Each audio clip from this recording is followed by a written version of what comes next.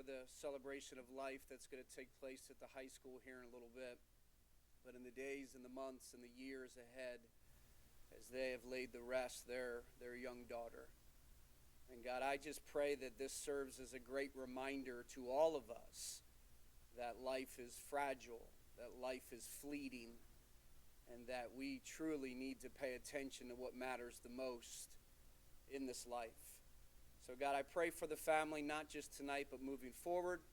And I pray that we as a community would just continue to partner, not just with them, but all of those who are in need, who are hurting, who are struggling. And God, may we do our very best to walk in obedience and point everyone to you, because you are the only answer for all of this. So God, just bless this meeting tonight. And we ask all these things in your Son's precious name. Amen.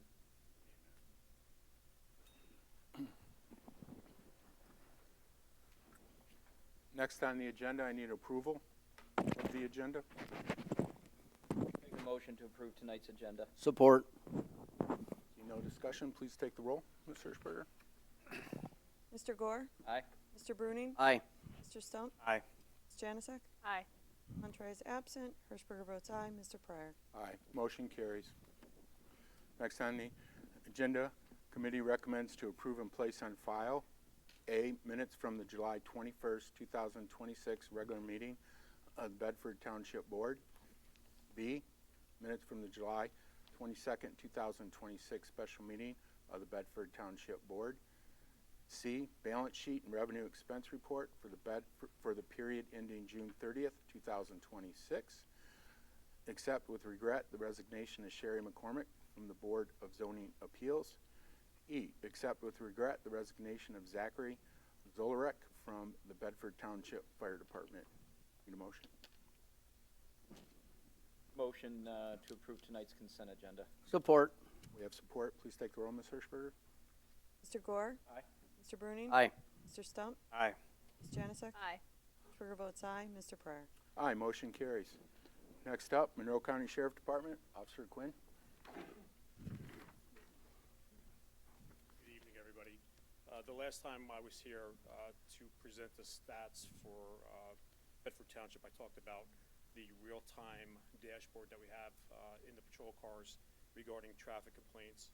We've got some really good feedback on that program that we're doing, and we will continue to utilize that program. As of right now, there are 3 roadways that we are focusing on. That is actually 4. It's going to be Secord, Samaria, Hooverdale, and Maplewood Drive. And again, anybody who called in to make a complaint can talk to any sheriff's deputy at any time to get the status of their complaint moving forward. For the stats for the month of July, sheriff's deputies assigned to Bedford Township made 27 arrests, authored 137 police reports. 36 of those went to the prosecutor's office for a complaint and warrant, which is higher than the month of June. 22 citations were issued. Total calls for service was 766. Traffic stops made were 75. The added contract hours was 31.5 hours. However, for a backfill, 11 hours were brought back into the township. 6 of those hours were from the Traffic Services Division. Basically, that's all I have. If I have any questions. Any questions from the board? One question. Are you able to speak to the new policies that you guys put in place regarding flock cameras, or is that for a next meeting? You can come back That with might some be new for next information. meeting only because we are reviewing a lot of the new policies going into place. A lot of information we are getting from Flock, which is good, which the Sheriff's Office is going to be extremely transparent about, which is good for the public to know. So I feel better maybe discussing that the next time. Okay. Any other questions? Seeing none? Thanks for coming. Thanks. Appreciate it. Next up, Chief.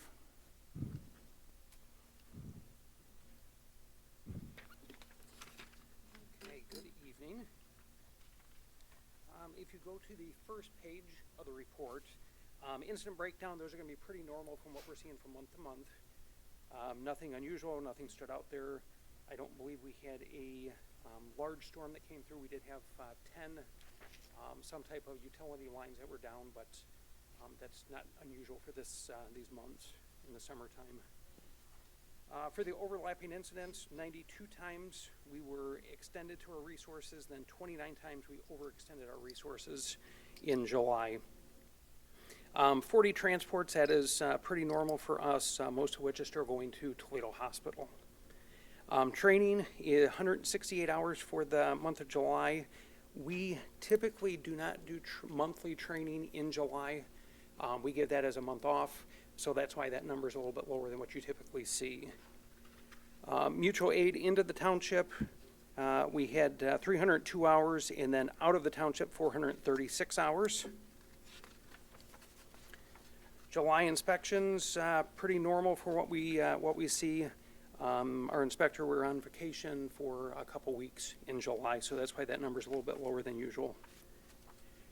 The mapping that I had sent you yesterday, pretty standard for what we've been seeing. That Lewis, Stearns, Smith, down Lewis area, and then that Seacorn, Stearns area are still the normal spots that we're seeing. Any questions on the report? Then I'll go on from there. Yes, sir. Transportation, 40 of them. Can you walk us through why we are transporting when we do have MCA, and I guess is it because of the run? You just want to go ahead and walk through that. So that's going to be a whole lot of variables. One is going to be run volume throughout the county. If we get multiple calls in Bedford Township, if there's multiple calls going on in the county, typically the ambulance service has about 6 ALS ambulances on at any one time minimal. If they had maybe call-offs, things of that nature that they can't backfill, that would bring that number down. In the county, 6. In the county, correct. All of our ambulances are equipped ALS. So what we will do is if we get on scene and a transport is going to either be too long or not available, we will just transport. So it completely depends on the patient condition and other stuff that's going on in the county. So through the summer months, they probably, and I say they, as far as the ambulance company, probably had maybe increased vacations, potentially increased call-offs, things of that nature. So that's why that number is a little bit higher than what we're seeing on a standard month. And it could be more if we get on scene and we have a sicker person that we do not want to wait, that also would be a reason why we're transporting. And MCA has one down here in Bedford Township? Correct. They have one 24-hour unit in Bedford, and then they have a 12-hour unit that is typically staffed at night in Bedford Township. But they will be moved throughout the county wherever it's needed. They respond to calls out in Ida and Yes. Erie and Yes. Whiteford and maybe as far north as Dundee sometimes? Correct. Okay. Correct. All right. And they are the main mode of transportation to hospitals? Yes. We rely to them first unless extenuating circumstances where there's emergencies and whatnot, right? Exactly. So they are the contracted provider through the county. They are the ones that we rely on for transports. Again, when we do the transports, we will start care, and then we will do the transport if for some reason there's going to be a delay or they're not available. So if they're transporting and we have to transport because of whatever emergency it is, and that leaves one on the road for Bedford Township? Correct. Okay. Correct. All right. Thank you. Yes. Chief, on those transports? Yes. How often are you guys going after the insurance company for billing? Every time. Nice. Yes, How often every do time. you get paid for it? So we have, I do not know the exact number that we Rough had guess, for I last year. I want to say it was around 170,000. Nice. So, and I'd have to look at that number. And what we do is we do soft billing for township residents. Everyone does get billed. However, we get whatever the insurance pays out for township residents, and then anything else we do not go, it's written off. Okay. Non-township residents, we will proceed to get that collections. So, and that goes It's towards, industry norm, right? Yes. Other departments, we're not the only ones doing that. no, correct. Industry norm. And that is, so that the funds that come in from that, we use that for our EMS equipment, for our ambulances, things of that nature. The last ambulance that we purchased was on that fund. Yeah. So that's why we We keep used up to with the equipment. Do that. Do that. On the report, it says no medical choice. What would that typically be? Is that somebody So just? that is going to be something that is just not classified in the run reporting software. Okay. So it could be a whole bunch of different things, but if you think there's only certain amounts of spaces for the types of calls, So that would just be something that is out of what is normally categorized. Okay. Yes. Kind of some of those one-offs. And then also, so we did receive notice from the state that we did achieve, and I'm going to read this one here, superior testing achievement recognition for outstanding student performance through our EMT programs. We received that as one of the top performing EMS education programs in Michigan. So we're very proud of our instructors, and the reason they were able to get that is they have a high success rate from our students going and taking their national registry. So we're very proud with that. We have a current list going right now of applicants. From the previous class that we had, we do have a couple applicants from that. So that's kind of what we like to see, bring them in, start doing their EMT training, and then have them progress through us. So the second thing is, Michigan did stop, they did cut their funding for a smoke detector program. So what we have been doing is, if we have anyone that cannot afford, is not able to, we will go to their homes and install smoke detectors. The state on this year's budget did cut funding for that. So right now we do have some still in stock, but we are gonna have to look at that program and start to either seek donations, funding, something, so we can continue that program. We're not doing a whole lot in the township here, probably 20 detectors a year or so. But it is very valuable, especially when we're going into homes that do not have smoke detectors, so we can get them put up, and hopefully they'll never need them, but at least they have them. So we are working on that, so we'll get out more about that. How much does that program cost you a year, Chief? So for us, it does not cost, because we're Well, getting. what is the cost a year for that? You're doing So 20 I don't know what the smoke detectors? state had budgeted. For some reason, I want to say $1 million they had budgeted for that, but I don't know what the exact number in that. Or if you're doing 20 detectors a year, what, a couple $100? Yes. They'll sponsor that next year. And we can talk. It's nothing. Yeah. Okay. Yeah, just come see me. Okay. Yeah, you need money, I'll do it. That's nothing. Okay, sounds good. Well, thank you. So any other questions that I can? Any other questions from the board? We good? Thanks, Okay, Chief. sounds good. And then I'm going to excuse myself for another commitment. So, thank you. Have a good night, Thank Chief. you. I'm not sure if the live streaming's working. I got a text on YouTube. Yeah, I'm not sure if that is. we can get George. Normally it's, It's down and we can't get it, we've already called IT, nothing's happening. It's going off on cable. Nope, we need to continue on. So, all right, next up, we have the progress update, Bedford Veterans Memorial. Wayne Blank and Stephen Neshkoff. Please come to the podium.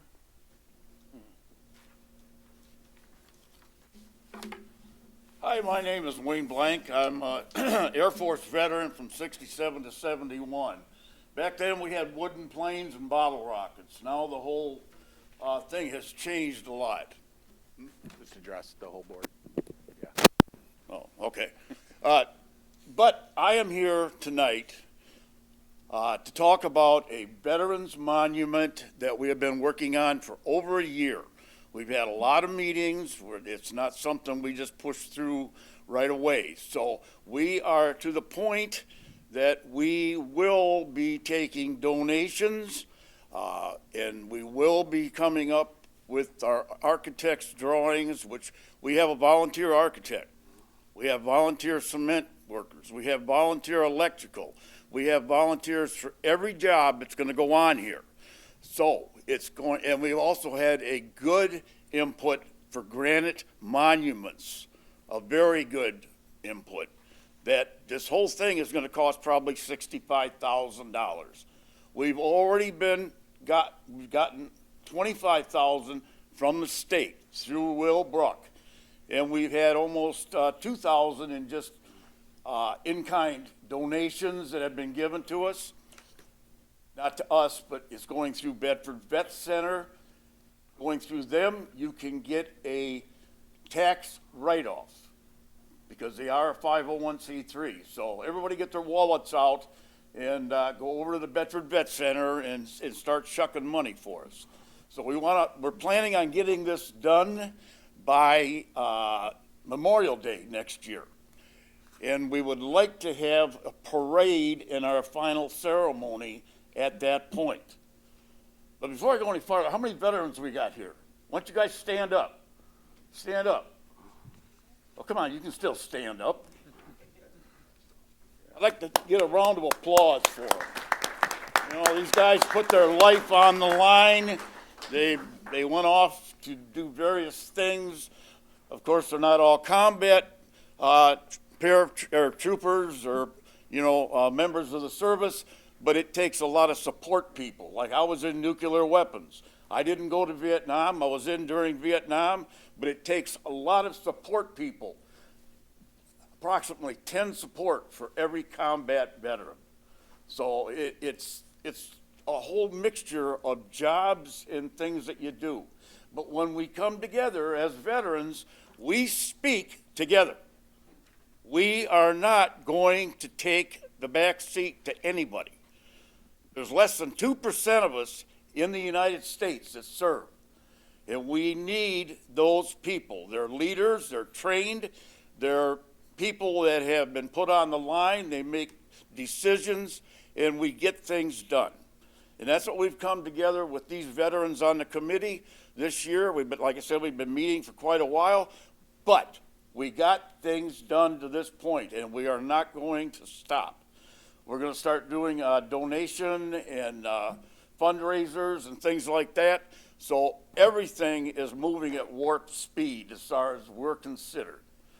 But right now, I'd like to introduce my Chief Master Sergeant from the Air Force, who was a Bedford graduate, and Steve Eskoff is his name. And he's been on the committee. In fact, he brought it to the Bedford Vet Center about this monument. And we all thought it'd be a great idea. We don't have too much in Bedford right now that's visible. We don't have a monument that's visible. And we couldn't think of a better place than the Township Hall to put it along with the monuments that are already here. So I'm gonna ask Steve to come up and do a presentation, and I'm gonna go sit down because I'm old. Thank you, Wayne. Thank you. Evening, board. So thank you for giving me this opportunity to speak tonight. As Mr. Wayne said, my name's Steve Neshkoff, veteran United States military, 18 years plus now. A few more years to go so I can finally punch out. I'm also a Bedford graduate. I'm here because I care deeply about this community, its history, its people, and generations of Bedford residents who have stepped forward to serve our nation. Now, Bedford Township has been part of this Michigan story since 1836. Nearly 2 centuries in that time, this community has grown, endured hardship, celebrated progress, and sent countless men and women into uniform. And yet, unlike so many villages, towns, and cities across America, we've never created a single central monument, a place where all of us can gather, reflect, and honor those who have served and who never returned or came home. Our earliest tribute, though, is the memorial at Lambertville Cemetery. It reaches back to the era of Decoration Day. It honors the veterans of that time and stands as a testament to Bedford's long tradition of remembrance. But since then, generations of Bedford residents have served in conflicts around this world. Their stories, their sacrifices, deserve to be recognized in a way that is visible, lasting, and worthy of what they gave. So tonight, I'm asking for us to begin work on creating this long overdue monument. Let me be clear. This effort is not meant to replace or diminish the work already done to honor our veterans. It does not seek to overshadow the legacy of the Lambertville Cemetery or the reverence shown there year after year. Instead, it builds upon that foundation, extending a tradition of remembrance, so it includes both the veterans of the Decoration Day era and all those who have served in many conflicts that followed and continue to follow. You may ask how all this started. Well, you're looking at them. This vision began more than a year ago, back in January 2025. You want to give me specific on that one? As I prepared to leave home and once again for my 4th military deployment, I found myself thinking about Bedford residents and those who've served before me. My grandfather, Staff Sergeant Daniel Neshkoff, a B-24 waist gun in the Pacific during World War II. One of my close classmates, who was good friends to this day, Corporal Alex Farr, spent 4 years at Arlington National Cemetery. laying our fallen Marines to rest with dignity and honor. Their service, and so many of others, deserve a place where it can be remembered by future generations. Because the Veterans Monument is more than stone, it is more than an engraving. It is a declaration of who we are as Bedford residents. It says that service matters, that today we secure by the people who lived here, worked here, raised families here, and called Bedford Township home. Building this monument will take partnership. It will take generosity. It will take the involvement of our residents, our veterans, and our local organizations, and this board. Every contribution of financial, material, or administrative will help create a place where families can gather on Memorial Day, Veterans Day, or any other day to reflect on the cost of freedom. A place where the veteran can find peace knowing that their service will not be forgotten. A place where a child can ask, what does this monument mean? And learn about the courage, sacrifice of standing next to your battle buddy when the bullets are flying over your head. So tonight I'm asking for the board to support this beginning of this effort, not simply as a project, but as a commitment to the nearly 190 years of Bedford residents who's answered our nation's call. This memorial will stand long after all of us are gone, reminding future generations of the men and women who served with courage and conviction. To our veterans and their families, this monument is for you. To those who never made it home, your legacy will endure. And to our community, this is our chance to show who we are, grateful, united, and committed to honoring those who served. Thank you for your time, your consideration, and your belief in what this monument will mean for Bedford Township today and for generations to come. I welcome any questions or comments at this time. Thank you. Thanks, Stephen. Appreciate it. Okay, next up, we have public comment. Comments limited to 4 minutes for board agenda items only. At this point in time, though, I'll be making a statement. I will be abstaining from a vote on 7C, although legally I do not have to because I do not have a financial interest in this project. However, Bill Decker Jr. is my brother-in-law, so I will not be voting on that issue. I had also informed the board early on in this decision as well, which is on the record through email. If anybody would like to FOIA that, please feel free.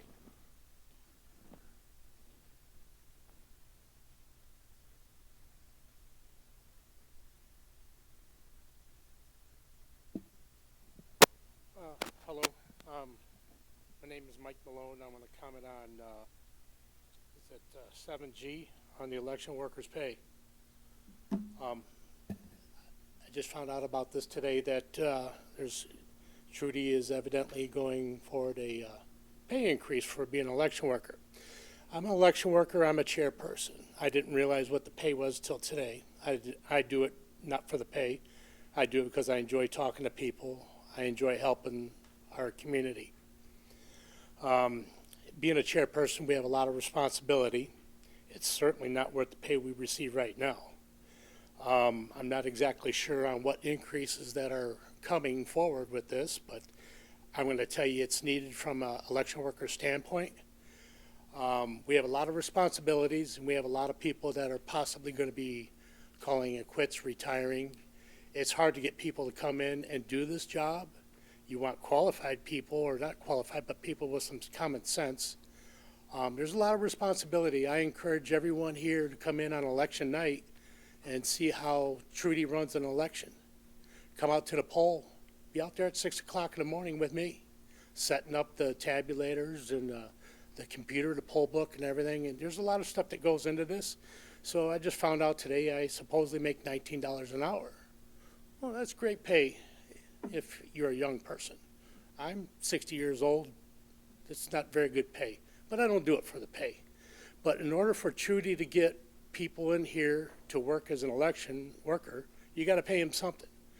I know that you could probably make more money at McDonald's doing whatever. So I'm here for support. I'm asking for everybody to pass this because not just for me, it's for future workers. And I also wanted to address something here that I did work early election. I worked security here. Early election was kind of a slow day. So I sat outside, brought a chair, looked at the weeds out in front of the township hall. I was like, well, I could sit here and wait for a voter to come in, or I can get off my butt and go out there and pull weeds. So I went out there and pulled weeds. I was not an election worker that day. I was working election security. The people upstairs were working election. I was here if they had a problem, because I'm a chairperson to back up if they had a problem with, which they did, I come up and help them. So I just want to put that out there. It's not all about sitting down and pulling weeds. I did it because I can't sit still, and I thought it'd make the township look better. But going forward, there's got to be an incentive to retain workers, because if you don't have something here, you're not going to have workers, and it's not a fun job. It's a boring one at times. But on general elections, sometimes it's real peaceful, and you have a lot of problems, and it's not worth the money. So I'm here for the future people. They need a pay increase, because now that they take taxes out of the pay before you get a 1099, I know the old timers and stuff that didn't have to claim their taxes. It wasn't bad pay, but now that you take a couple dollars out of their paycheck, it's certainly not worth being an election worker. So I encourage all support to get higher pay. It's not great pay, and it's only once or twice a year that we do this. So I'm looking for yes votes for you guys. Thank you.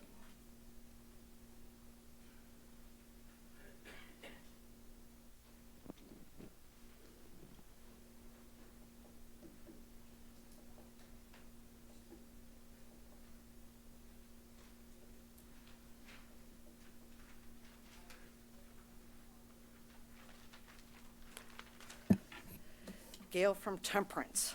All right, let's see here. We'll start with 7G. I don't have any issue with these people getting more pay, but there needs to be a priority that before we go running around giving other people pay raises, that we need to come up with the money to hire for the fire department the employee that will put our third ambulance on the road. Now that is definitely something that needs to be tended to. 7H. I believe and agree that we need to be making some changes about our meetings.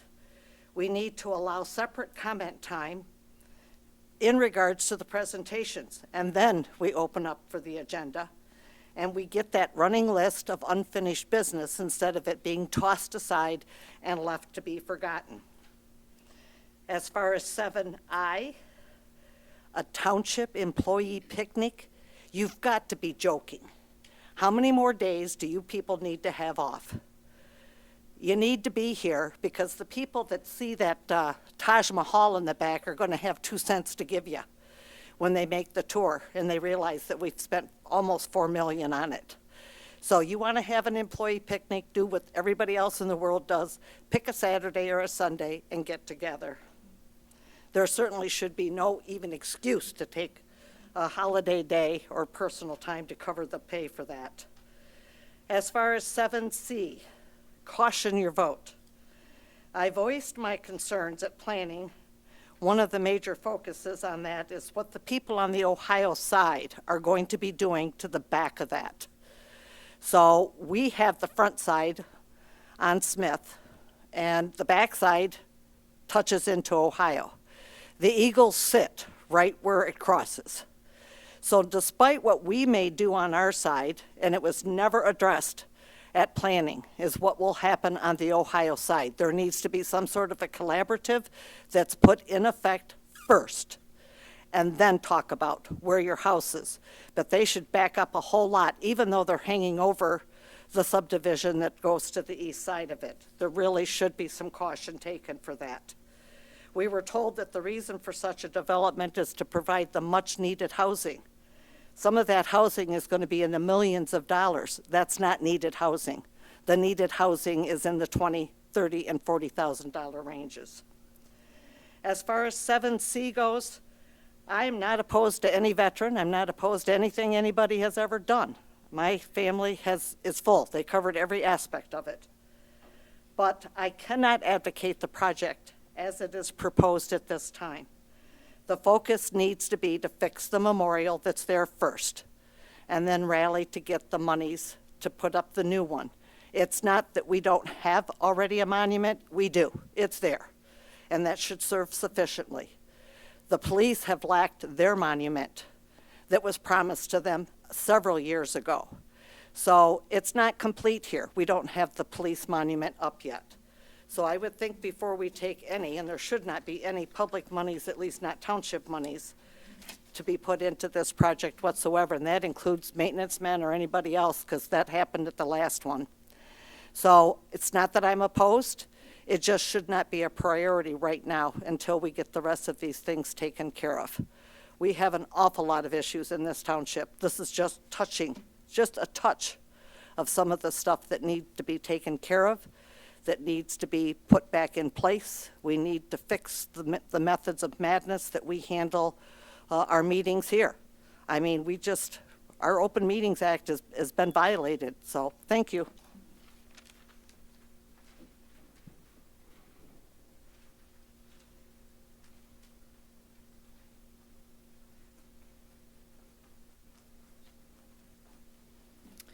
Jacqueline Arvanitis, Temperance, item H. This board continues to create issues because it seems more concerned with changing the rules and limiting our speech than it is with hearing us out and serving the public. I'm glad to finally see a proposed change addressing this issue on the agenda. I think the principle behind it is important, and I hope it will prevent these types of issues in the future. The memo states that changes to established board meeting procedures should be formally approved by a majority vote of the board before taking effect. In other words, individual board members should not be able to change the rules for how meetings are run on the fly. That is exactly the kind of clarity the public needs, but I think it is important to recognize why language like this is necessary in the first place. For more than a year, the rules surrounding public comment and meeting procedures have changed multiple times on the fly without advance notice. Reducing public comment time from 7 minutes to 2 last year, restricting residents from addressing board members by name, raising First Amendment concerns, and increasing comment time for certain members of the public while reducing it for others are examples of these changes. Taken together, they demonstrate a pattern of inconsistent procedures and actions that raise concerns under the Open Meetings Act. Confusion regarding the consent agenda is another example. Residents have repeatedly asked for clarification about whether they are permitted to speak to items on the consent agenda and have received conflicting answers. The clerk's office told residents directly they were permitted to speak to the consent agenda, and we did so without issue. Then at the next meeting, the supervisor had the township attorney tell the public on the fly that they were not permitted to do so. Mr. Stump has made it clear that he believes residents should be permitted to speak to the consent agenda because it is part of the agenda, and he is right. Why does this board continue to change the rules in ways that limit our ability to speak? Who does that serve? It serves you, when you're supposed to be serving us. If a rule needs to change, bring it before the board, discuss it publicly, and vote on it. I want to raise a related concern with another unilateral change made without explanation. This change is regarding meeting minutes in the consent agenda. The clerk's office has stopped including summaries of public comments while continuing to summarize your comments. I've asked the clerk publicly and by email several times why this longstanding practice was changed to reverse her decision. My requests have been ignored. Does this board believe their comments are more important or relevant than the public's? Does the clerk? Mrs. Hirschberger, the public deserves an honest explanation. For years, your office included these summaries. Why have you stopped? Simply stating you are not legally required to include them is not an answer. The question isn't what you are legally required to do. The question is why are you suddenly choosing a less complete, less accurate, less transparent public record? This change is particularly concerning because it occurred immediately after residents asked you to stop publishing their personal addresses without their permission. Given the timing, it creates the appearance that if we don't provide our addresses, you won't include summaries of our comments. If these two issues are unrelated, then please explain this change to the public. Removing these summaries also makes it difficult to locate the correct meeting videos on YouTube. The public deserves an accurate and transparent record of what occurs at these meetings, including what residents bring before the board. Residents should not have to show up wondering what the rules will be that night or whether their participation will be accurately recorded. I'm asking that this board adopt the proposed language in item H and that they request that the clerk restore public comment summaries in the minutes. Otherwise, the message you are sending the public is that you aren't interested in transparency or an accurate public record. Thank you.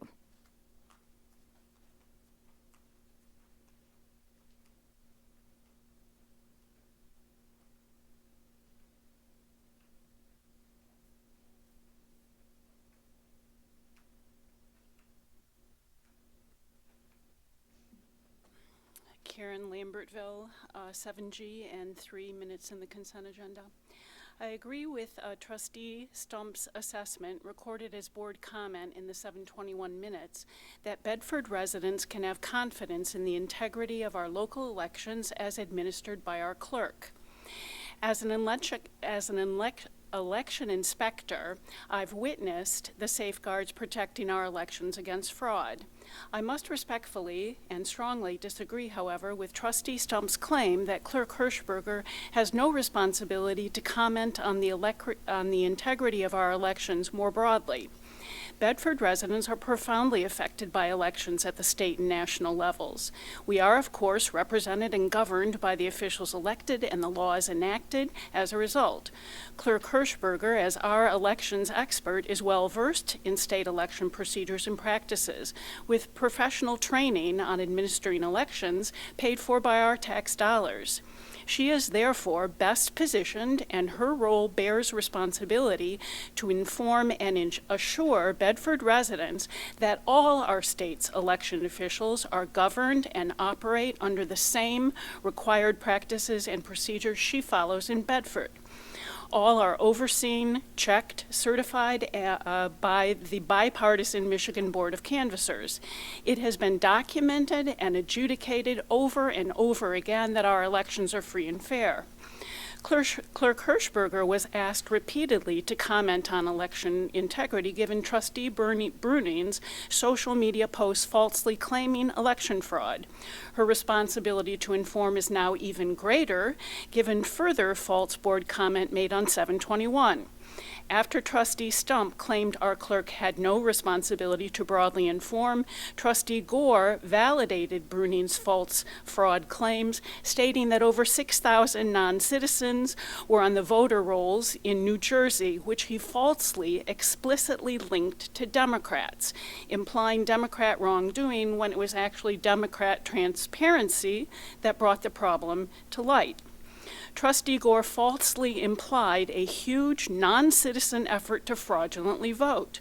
Trustee Gore didn't state the facts. These are the facts. More than 6,000 citizens did not enact a conspiracy to fraudulently vote. They were mistakenly registered to vote through no action or fault of their own, but due to a Department of Motor Vehicle software error that occurred years ago and is now being detailed by the new Democratic administration. Democrats were not fraudulently trying to have non-citizens vote, as was implied. Thousands of non-citizens did not attempt to fraudulently get themselves registered to vote. It occurred in error, was discovered, and fixed. It had zero effect on election outcomes. Unfortunately, after Gore's board comment, Trustee Montry added his partisan and false 2 cents by stating that our clerk should run for Wayne County clerk, where he implied voter fraud needed to be cleaned up. Again, there is no evidence of significant voter ballot cheating Americans. This is all partisan misinformation, a false conspiracy fear-mongering. It divides us and leads to a loss of faith in our democratic systems. It has no place in our township board. We do not need board members attempting to put forward their own extraneous partisan agendas at meetings. The Michigan Bureau of Elections has already warned this board away from behavior like this. We need a more responsible board that sticks to the facts and works for us on township business. A firefighter contract comes to mind.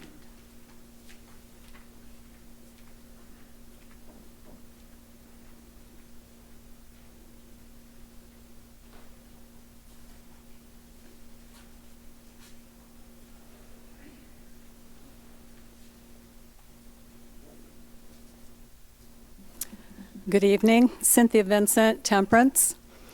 In regards to new business, item 7C and the planned unit development of 71 condo units, what's changed the developer's mind from a gated community with 5-acre parcels to 71 condos? We're very fortunate to have nesting eagles in this area in question, and residents there have transformed a depleted golf course into a potential nature preserve. And one resident was considering gifting her property if it's maintained as such for the community to enjoy with the same provisions as the Wheeler Preserve. Excuse me. There's 2 pages here of regulations and for compliance with protecting the bald and golden eagles. And among them is preservation of the trees and vegetation in the 330-foot buffer zone, noise and maintaining speed of equipment without stopping, daylight and temperature guidelines, reduction of noise surrounding eaglets leaving their nest. A nest observer is required during incubation. Who's going to oversee all of this stuff? And I really have to agree with another resident that where does Ohio fit into all of this, given that this is right on the edge of the border? So traffic concerns of the residents along Summerfield and Smith roads are well-founded. Our roads have become congested and bicycle and pedestrian unfriendly. We have a fire department currently in arbitration and a turnover in personnel that is very concerning. How will maintaining adequate fire department staffing levels play into continuing expansion of this township? Today you're accepting yet another firefighter resignation. Why? I also thank Jody Rector for providing the residents' emails and other documentation presented in this meeting's packet. This information helps keep this process transparent. Thank you. 7G, thank you, Ms. Hirschberger, for your public statement on the safety of our electoral process, given the abundance of misinformation that circulates on a regular basis. And thank you to your election staff for a job, as always, well done. The election workers do indeed work long hours and take pride in their service. While I agree they should be compensated accordingly, given the current status of the fire department contract, perhaps a raise for the poll workers could be put on hold until closer to the 28 election. At a time when voters are watching their spending habits closely and it is property tax time, my concern is to grant pay raises at this time may sabotage the passage of the November fire millage for equipment and maintenance in the upcoming election. 7I, regarding the closing early on the 28th for the employee picnic, is this employee paid time off? Again, it's property tax season, and to close early on Friday and possible pay increases for anyone at this time is a poor reflection of government spending. Saturday would be more appropriate to picnic and showcase your new maintenance building. Thank you.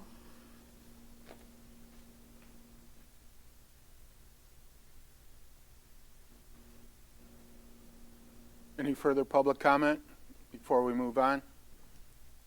Seeing none.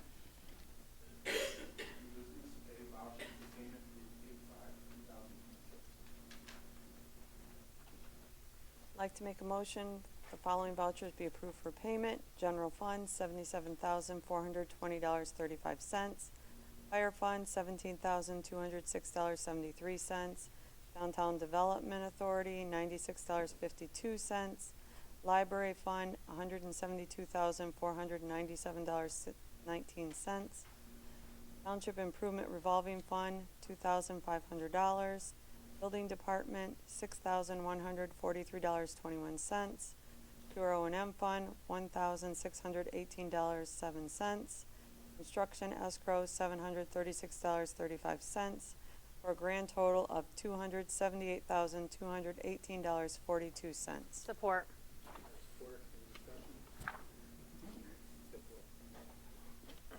Hirschberger votes aye. Ms. Janusik? Aye. Mr. Stump? Aye. Mr. Gore? Aye. Mr. Bruning? Aye. Mr. Pryor? Our motion carried. Next, 7B, vouchers for payment through 8/19/2006. I'd like to make a motion that the following vouchers be approved for payment. General Fund, $102,143.72. Fire Fund, $4,410.84. Fire Equipment, $9,297.99. Downtown Development Authority, $266.91. Library Fund, $11,461.37. Road Capital Improvement, $321.63. Capital Asset Revolving Fund, $61,990. Building Department, $4,115.47. Sewer O&M Fund, $331.19. Trust and Agency Fund, $337.60.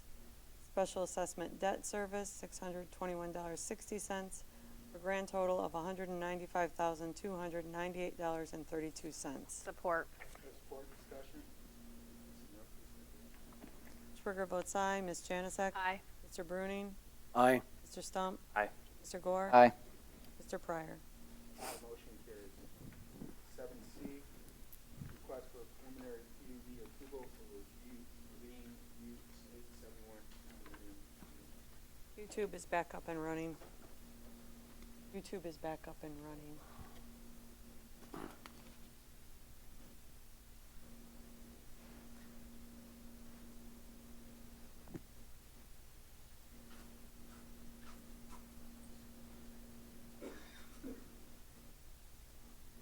Judy? I guess, Brad, you want to come up? And Jody, if you want to step up. Just to make the record clear, our supervisor at the beginning of the meeting indicated that he would abstain from participating in this phase of the township meeting because of conflict. He explained that. That is why, in case you tuned in late, that is why he removed himself from the podium. He will not be participating. So we'll turn it over to Trudy to help walk us through. So here we are. So, Jody, do you want to? I'm actually going to let Mr. Greeley, who is the applicant for the project, to speak and answer any questions. And then if the board has any questions regarding township standpoint or discussions that was in the packet, I tried to do my best. It was a lot of information, so I broke it down the best I could, putting in the insert pages of what is actually behind each documentation. So I'll let Mr. Greeley answer any questions you may have for him as a developer, and then if you have any further questions from me from the discussion from the Planning Commission. Brad Greeley, Temperance. So we're proposing a 71-unit site condominium to be built on the old Tamaron Golf Course. We've had the land for quite a few years now and been working through several different designs. I heard somebody mention a 5-acre parcel. So we've never considered that at all. But what we've come up with is a design that we feel really serves the community's needs for housing. We've got 3 different product lines that we're intending to put in there based on lot sizes. So we have, some smaller lots up front, larger lots in the middle, and some estate lots towards the rear, to give us a nice balance of product line.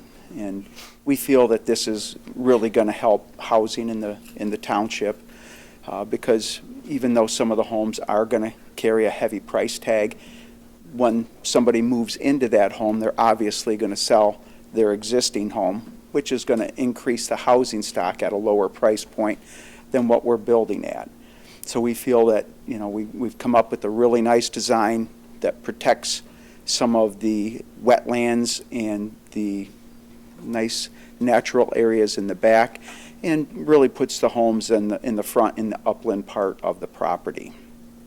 So, if you have any questions, I'd be more than willing to answer. You guys know better than I all of the township ordinances and the rules and regulations we face when we develop a piece of property. And we've done our best to meet every single one of those hurdles and come up with a nice design that's going to serve the township and the population of Bedford well.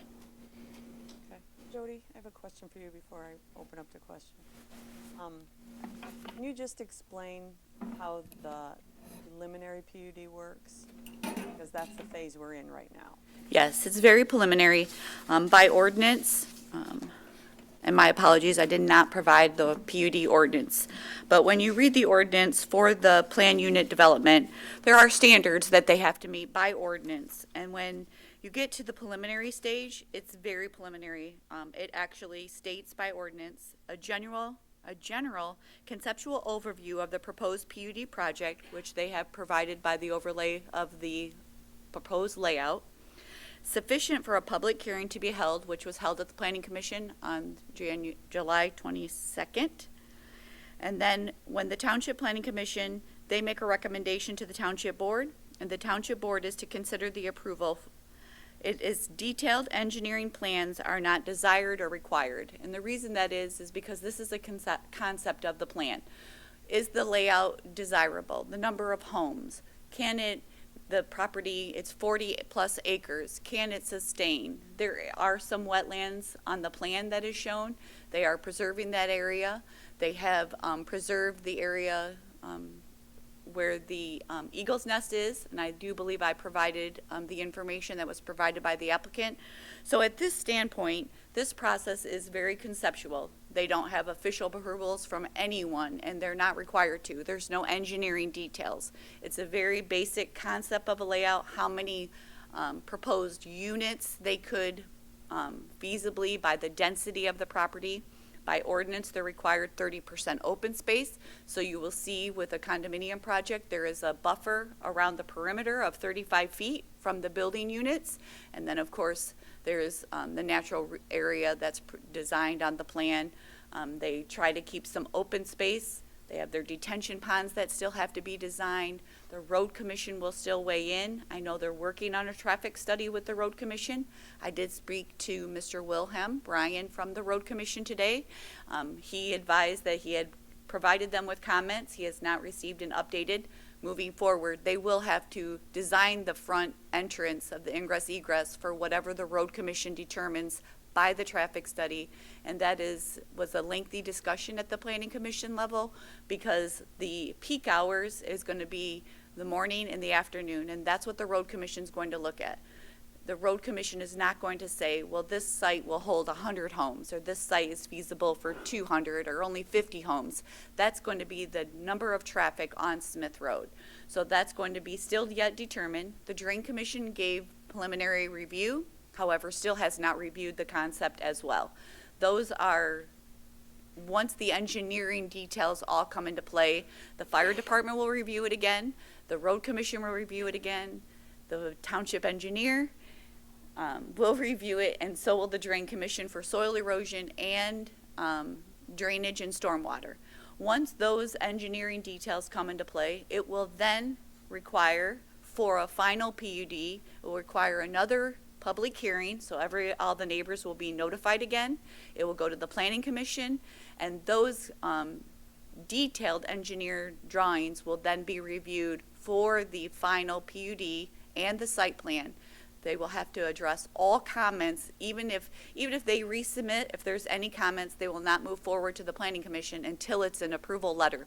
There may be some minor conditions that still have to be addressed, but major concerns or conditions of those review letters will have to be addressed before it goes back for another public hearing.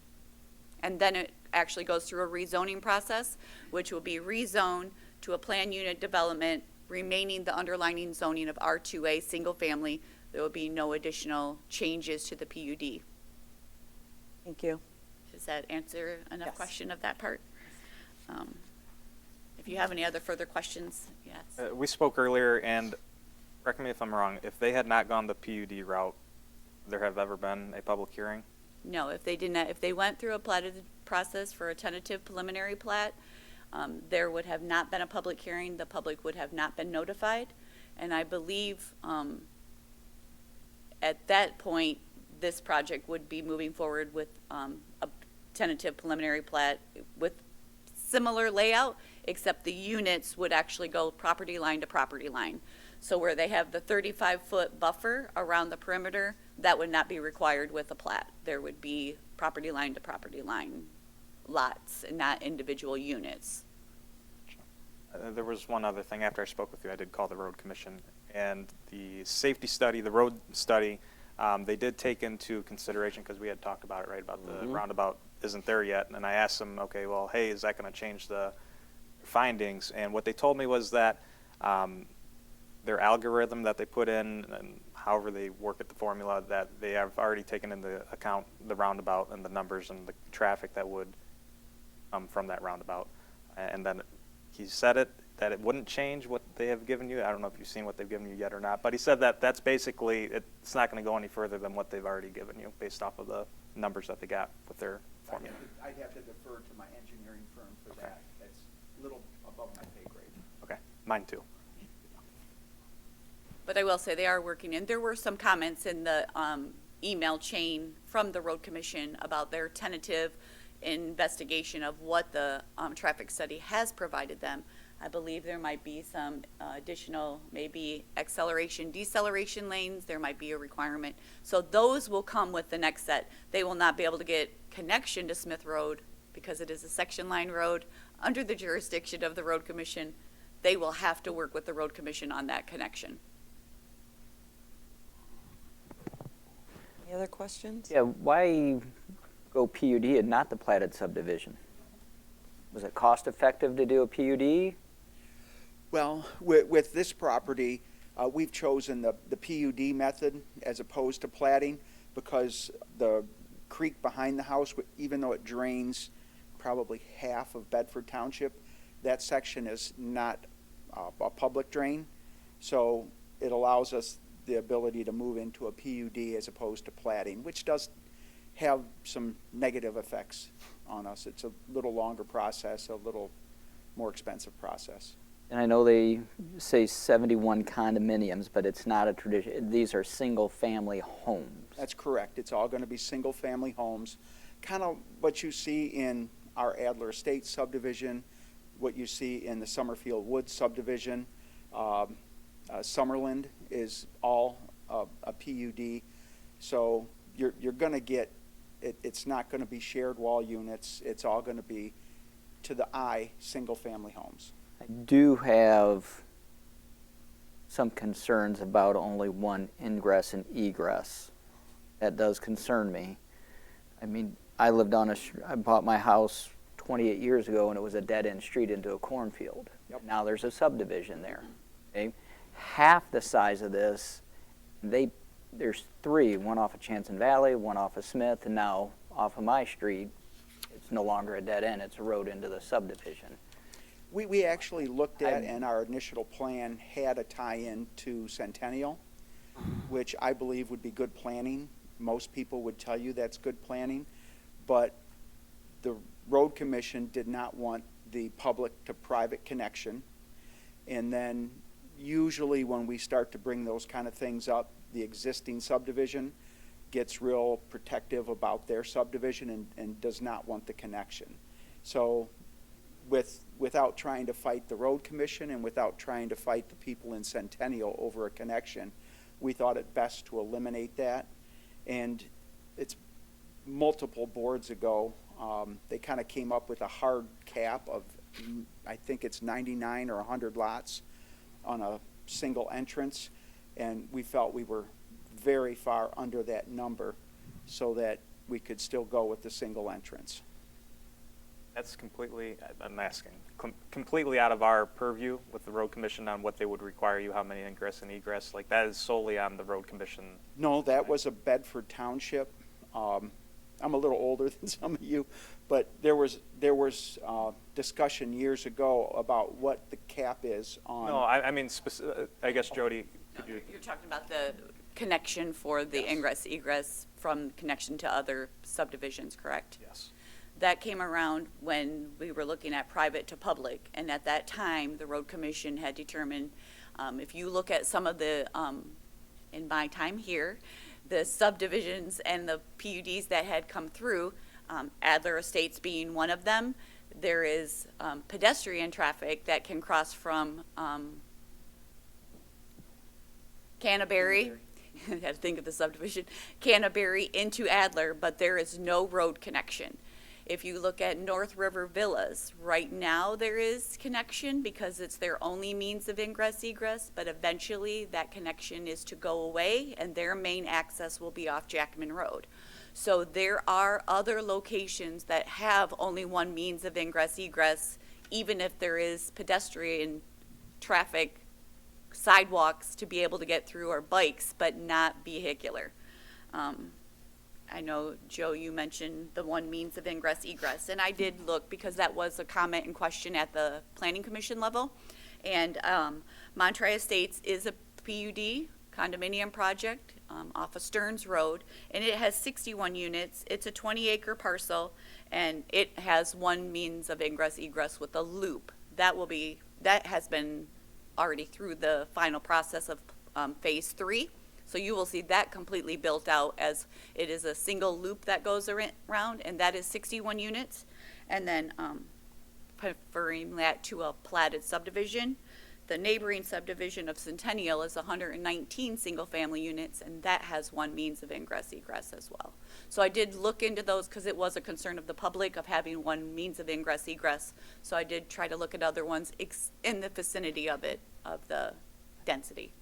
And with 71 units, what's time frame? I mean, 10 years, 7 years to get them all full? I mean, think 'cause this is going to be a one-phase project. So once I they understand they that, have a but time frame with one phase, how long is that one phase going to last? I wish I had a hard answer for you. I would predict probably 5 to 7 years. It could be sooner, could be longer, just depends on the economy. So I'm thinking 10 years or more, probably. I hope not. And we had some concerns brought up by citizens, reference the eagle's nests and everything like that. What are we doing? How are we handling that situation? So our engineering firm has contacted several people that have worked with the DNR and with Fish and Game on Eagle's Nest prior to this. I think it might even show in your packet, there's a 330-foot radius that has one set of restrictions. There's a 660-foot radius that has another set of restrictions. So they're working with their contacts at Fish and Game and the DNR to see exactly what rules we would have to put in place.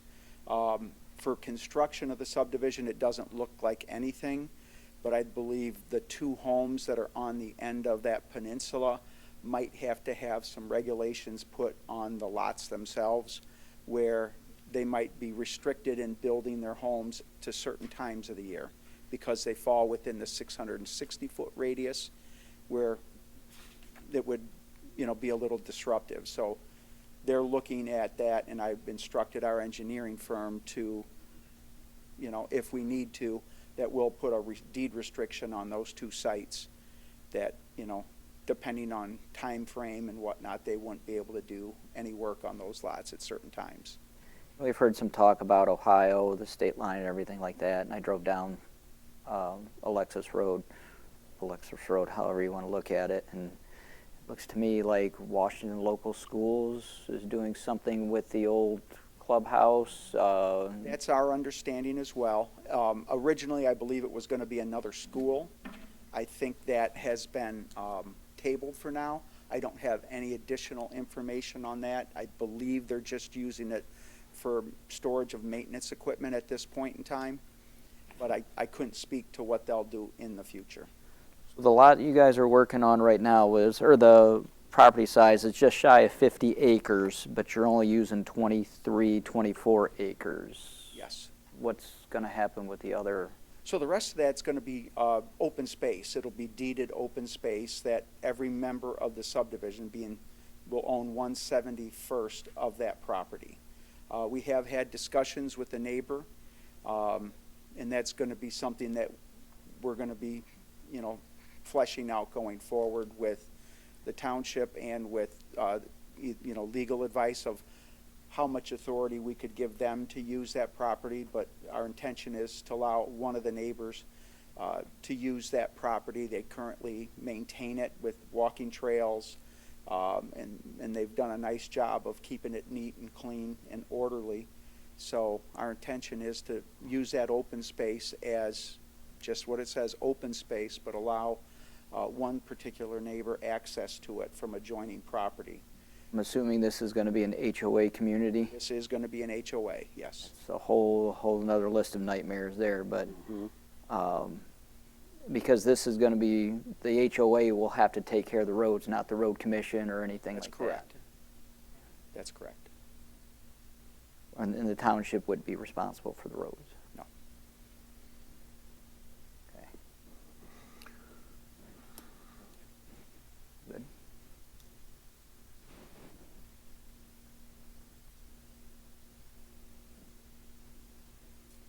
Any other questions? Look for a motion.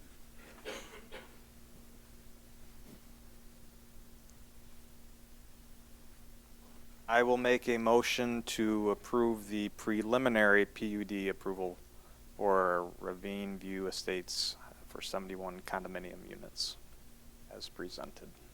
We read there. What do you want me to read?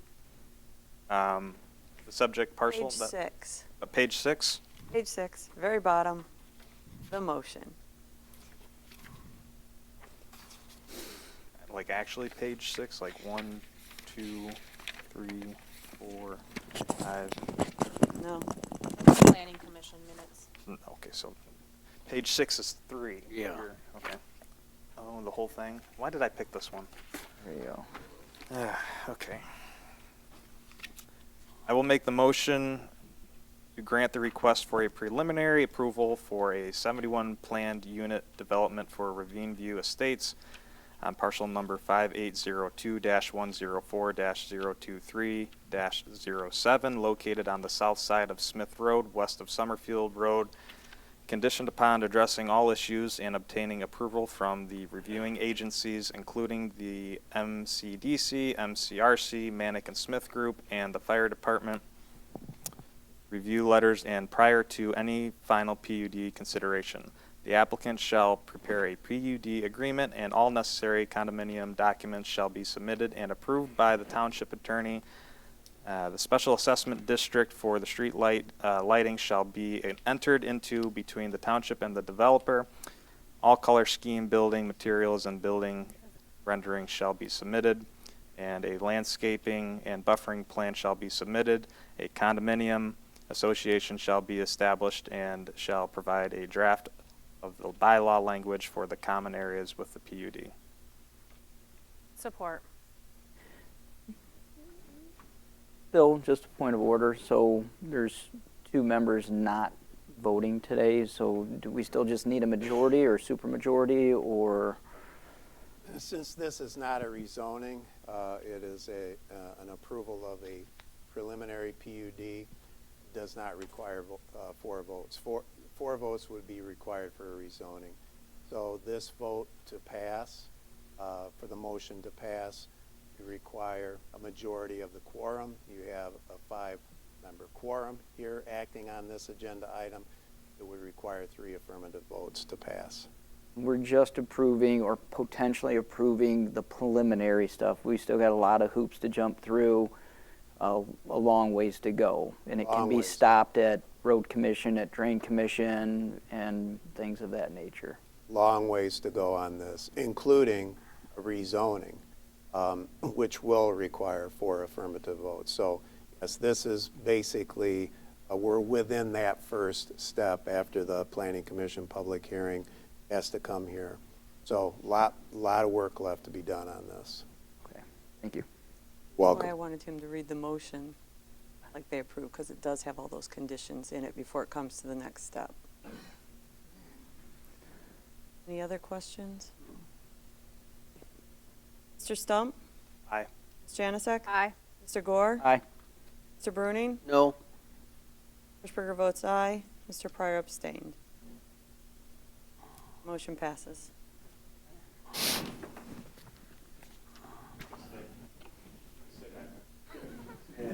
Run it smoother. Take care of you later, kid.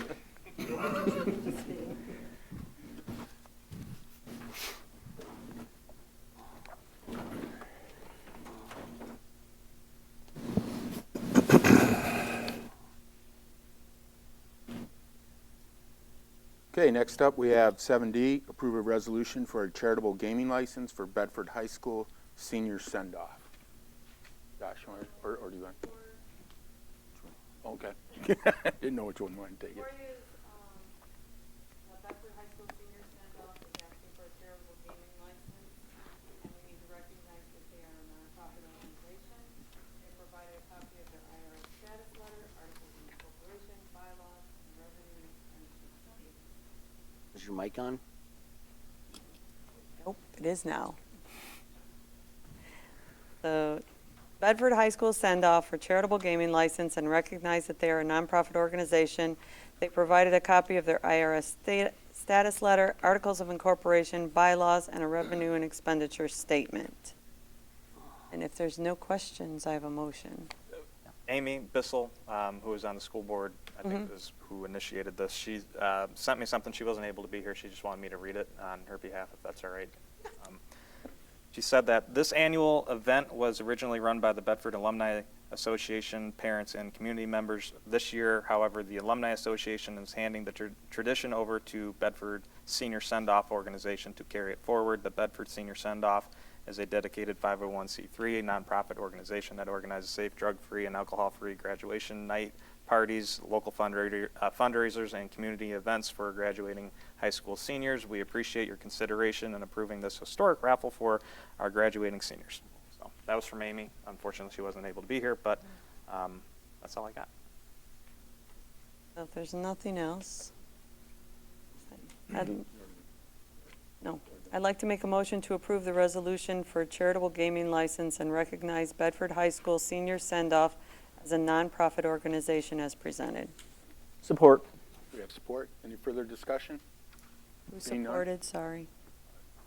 Joe. Supported? Okay. Please take the roll. Hirschberger votes aye. Mr. Gore? Aye. Mr. Stump? Aye. Mr. Bruning? Aye. Ms. Jandisek? Aye. Mr. Pryor? Aye, motion carries. Everybody go buy a ticket. Next, we have 7E, approve emergency light replacement for the public so that they know what we're talking about. These are these lights right here.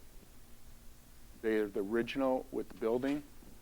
We've had issues where they've gone out. It is being recommended by Doug Steinman, also talked to the chief that we replace these with LEDs that last longer and are more reliable than what we have here. So Kohler was the low bid in terms of replacing these. They are a safety feature in terms people, when you light up for the firemen to come in and out, also for people.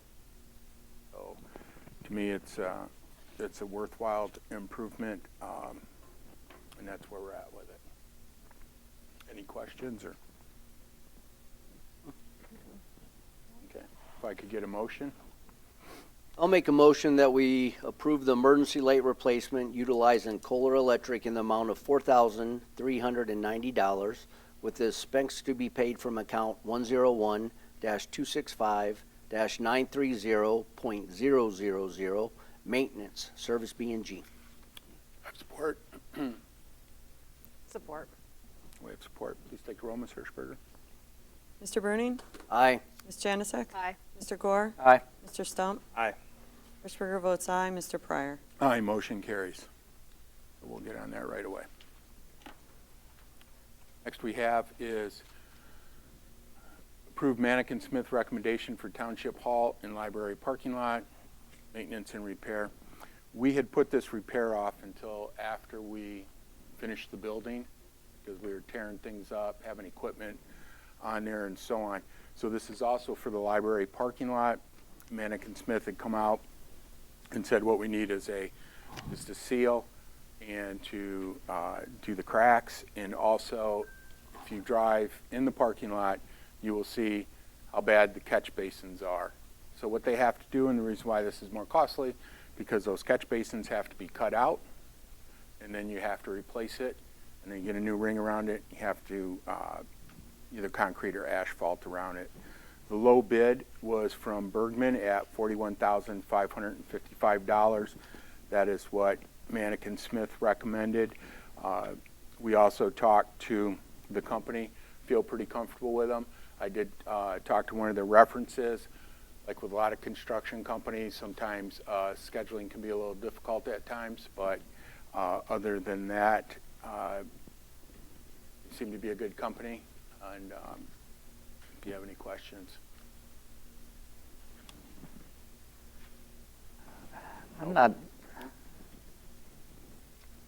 I understand that parking lots need to be replaced in 41,005. I've had problems with this in the past, is where we want to put in a 20% contingency of $8,300. cover unforeseen additional work. To me, that just says there's going to be unforeseen additional work to eat up that $8,300. I'm always cautious of that. Yeah, and I don't blame you. I've spent a lot of years in construction, and sometimes you are going to go over. But sometimes you don't, because we can take, for example, the building in the back. We did not go over budget, but we worked hard at doing that.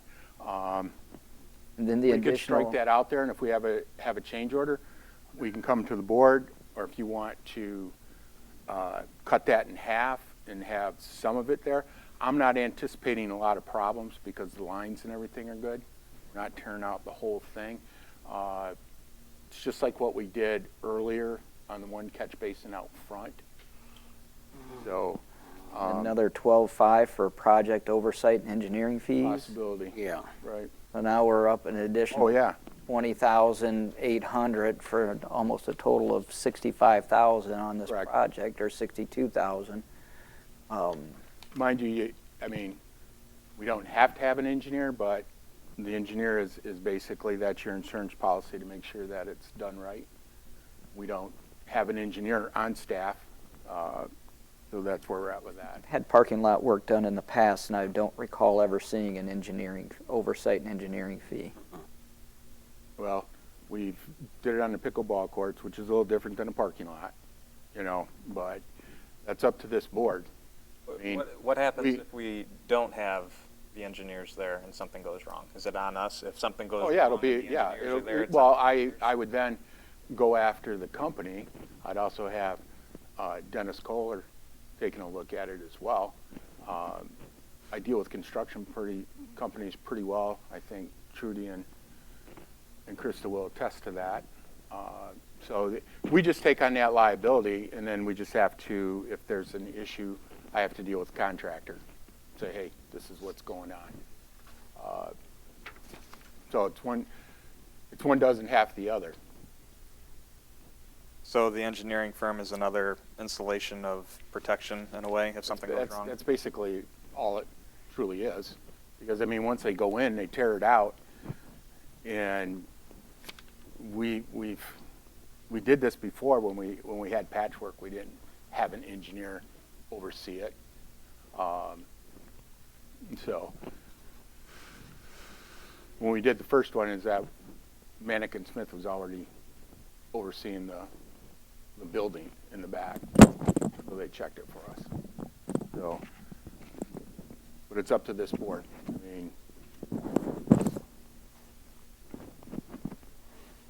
if we were going to do anything, I would keep something in there for an overage, because you just don't know what to expect at times.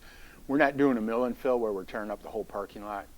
That would be a big concern of mine, because you never know what is happening with erosion and different things of that nature. But the bottom line is the catch basin's got to be fixed.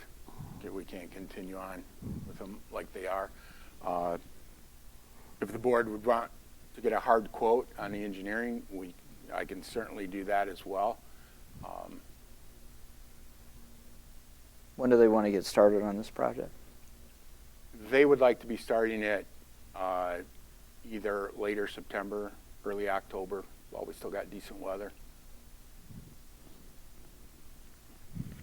So we could table it. I can get back to the engineers pretty quick if we need to bring it back. And go from there. The next two highest bids, Al, at 43.7 and 51.5, what were their contingencies? We didn't even, Consider we it? focused on the low bid. Okay. What we did when Manick and Smith said to take a look at them and use them. Does this concern, I don't know if it's concerning or not, but the high bid was 112,000. Mm-hmm. It's a big difference from Oh, yeah. 1 to 112. Yeah, well, you get the companies that come from It was like the Detroit company area. didn't want the business and just overbid it. Yeah, it's sometimes what they do in bids and construction, they'll throw it out there. And guess what? Sometimes they get it. Yeah, but in this case, we're not doing a mill and fill and so on. It's not a super complicated job in terms of what we're doing here. When we did the basketball courts that were not done properly, did we have an engineering? No oversight whatsoever. That was the park board. So had that happened, how would that have played out? They would have tore it out because it was all uneven, didn't have proper drainage.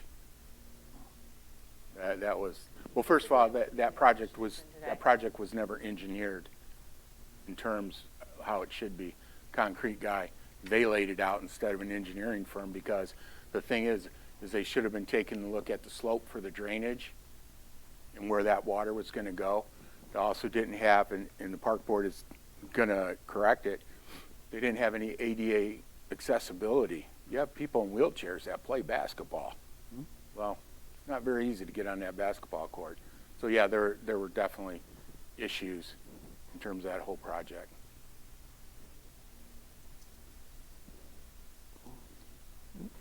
So basically, it wouldn't be in the condition it is in today if it would have had oversight. Yeah, correct. I mean, until some people stepped up that we got, and the drainage still isn't perfect, but if you've ever driven by there, at times it was like a lake.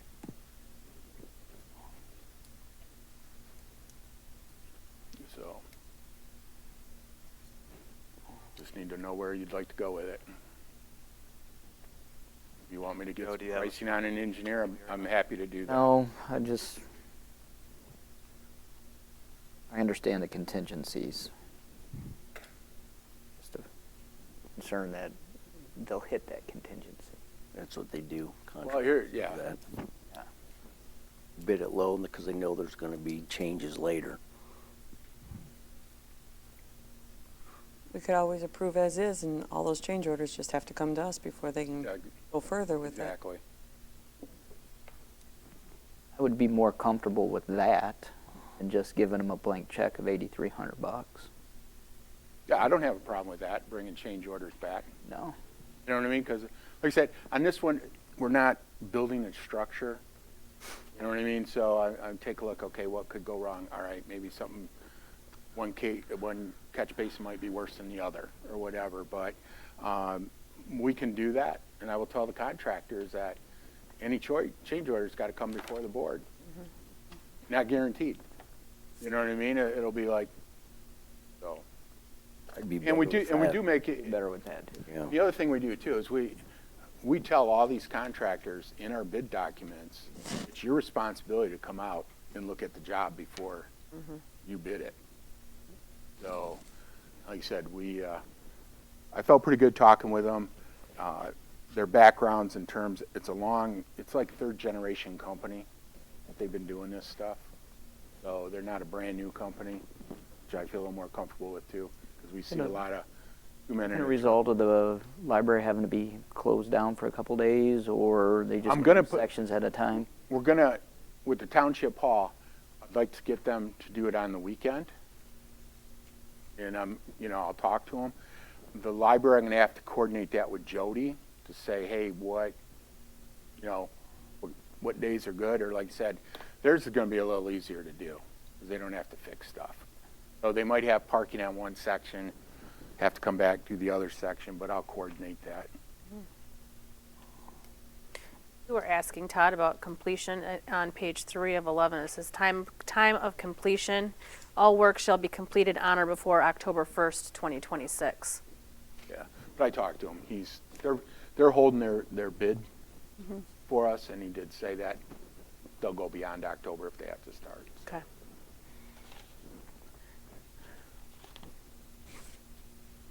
The biggest difference in these bids, if you look at the last 2 pages, catch basin repairs where the amounts really differ. Yeah. The crack in the ceiling of the parking lot, that's not the major thing. It's the catch basins. Yeah.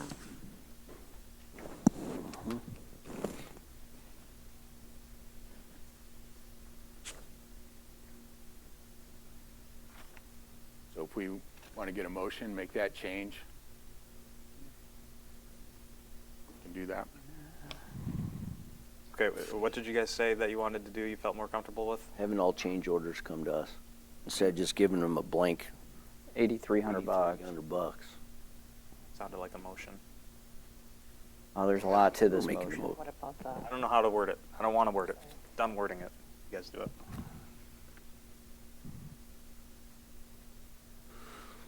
We got to include in the motion the 1, 2, 3, 4 funds that this all is going to come out of. Right.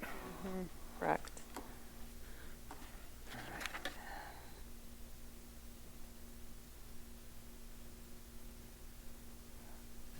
Okay, so And then that's gonna change this, cause it's the Already got combined that total. number. All right, then you got the numbers. You got the Joe. numbers? Yeah, Joe has the numbers.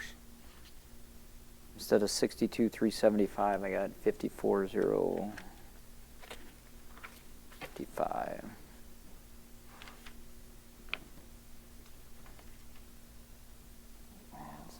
Just a second. 05.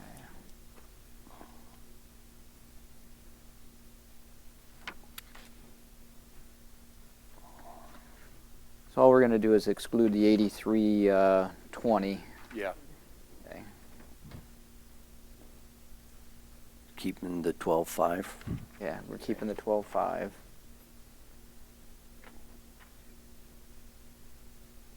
So what number did you have? 54,055. 055. All right.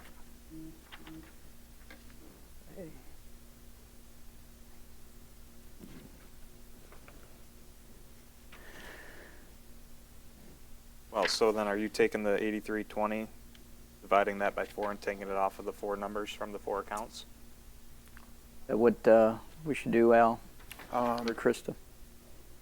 I know we're throwing a monkey wrench into this. As long as we got, I mean, 8320 I'm divided doing by it right now. okay, I don't know how Bob figured that. I have my phone. Come on, where's Bob at? So you're basically taking off 2,080 off of the 4 different accounts. Yeah. You're to spread it out evenly. Yeah.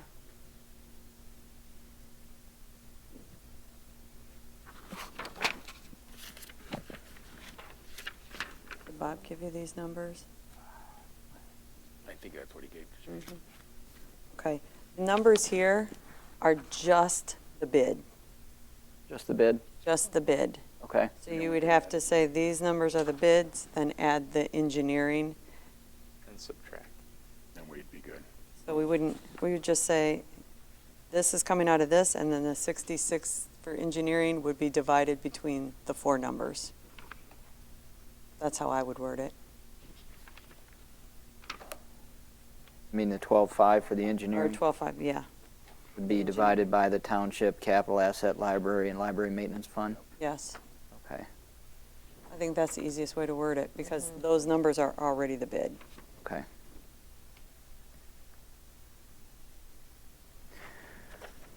I'm going to take a crack at it, and I'll be open to friendly amendments. So we go ahead and approve the request from the library board, Manick Smith, for the recommendation for Township Hall and Library Parking Lot Maintenance and Repair Project, going with Henry W. Bergman Incorporated of Genoa, Ohio, with their bid of $41,555 for the Township Hall and Library Parking Lot Maintenance and Repair Project, with the funds coming out of the Township Maintenance Fund, account 101-265-930.000, in the amount of $11,135. Capital asset revolving capital outlay parking lots account 447000970.005, $19,100. Library capital outlay fund account number 271000970.0000, $4,675. Library maintenance fund, the account 271000930.0000, the amount of $6,645, and the engineering amount of $12,500 will be divided among the accounts, the above accounts, and any change orders need to come before the board. Support. We have support. Any further discussion? Bill, how'd we do? Good. All right. Yeah, please take the roll, Mr. A lot. Mr. Gore? Aye. Mr. Bruning? Aye. Mr. Stump? Aye. Ms. Janasek? Aye.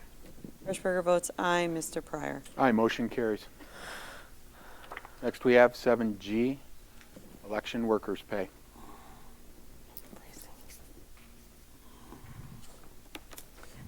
So I did some research, looked around the state of Michigan and what they're paying, and smaller places are paying less, larger places are paying more. This is around the average. A lot of places are giving the raises right now because election workers are hard to find. You're looking for someone that'll work at least a 16-hour day. You're looking for early voting that are 9 consecutive days. So you need people on Saturdays and Sundays now to work at least 9 hours. And then you need receiving boards and inspectors. To get those people, it's hard to get all of those people to come in. I have a lot of older adults who have been doing this for years for me and for prior clerks. And some of them are getting ready to retire, and I have to be able to recruit new people to come do this. And it's hard to recruit younger. More or less, I'm getting the retired individuals who are a little bored at home and want something to do. Trying to recruit younger. Younger would be great to get the younger people in here, but they don't have time. So I'm respectfully asking for the chair and the receiving board to receive $22 an hour and election inspectors $19 an hour. It's a $3 raise for each. Can you touch on the taxes being taken out recently? They are employees of the township now, where in the past they were contracted employees, so now taxes are taken out of them, where in the past they were not. They do have a lot of responsibilities, chair people, they're in charge of their group, and if there's any mistakes, it falls on them. If there's any errors, it falls on them.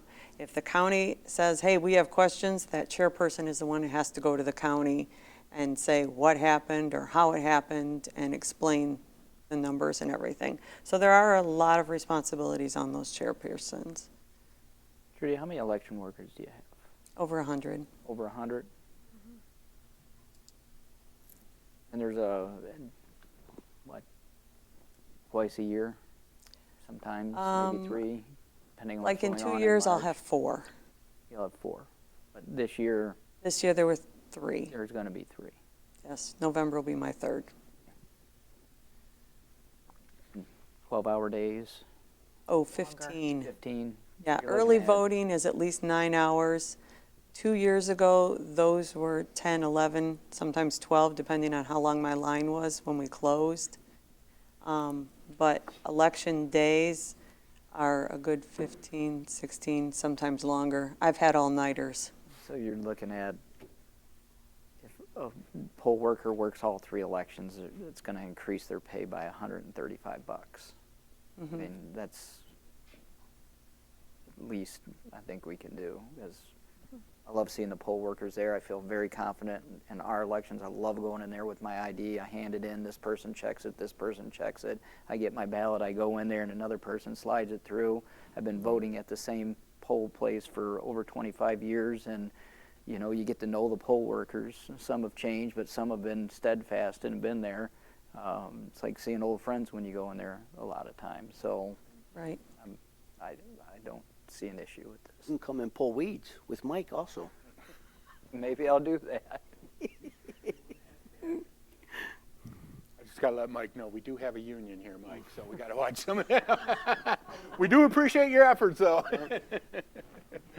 What a count. And I can say that this early voting was unusual because we looked back 2 years ago and we had an 18% turnout for early voting. So of course we're expecting the same this time. I had a 0.008% show up. And how much did that cost us? We had to man that for had to how man many that. days for? But I can't, all I can do is go by the previous election. The previous election, I had an 18% turnout. I had people lined up out the door. That was the presidential. Yeah. I just think, like the lady mentioned earlier, I think we should get the firefighters taken care of first before we go looking at giving other people raises. That's, Again, they're gonna come out of different accounts, and we are working on What- that. Josh was asking what account is coming out of your, Elections. I do agree, though, that, you know, Todd just said we've got to try and figure out a way to get staffing in the fire department taken care of. And that's going to be my position moving forward, is how are we going to get a third ambulance on the road? And if that has to take a cow meeting, having the chief show up and us all sitting down, and whether it's finding additional part-time, full-time, whatever the case may be, we do need to make that a priority. I'm for this. It's a thankless job. It's a job with a lot of responsibility. You know, I mentioned to many of you guys, it's not like you make a mistake when you're making a burger at McDonald's, and then it's just, all right, well, I'll just make you another burger, right? It's we're dealing with elections, and when things go wrong, they can go wrong quickly, and it's just a lot of responsibility. So I'm for this. I also don't like the state mandates without funding, saying, hey, you got to do this, but there's no money for it. unfunded mandate, man. Unfunded. Gotta love it. You know, the worst. So yeah. I have great election workers. They're very dedicated, the ones I do have.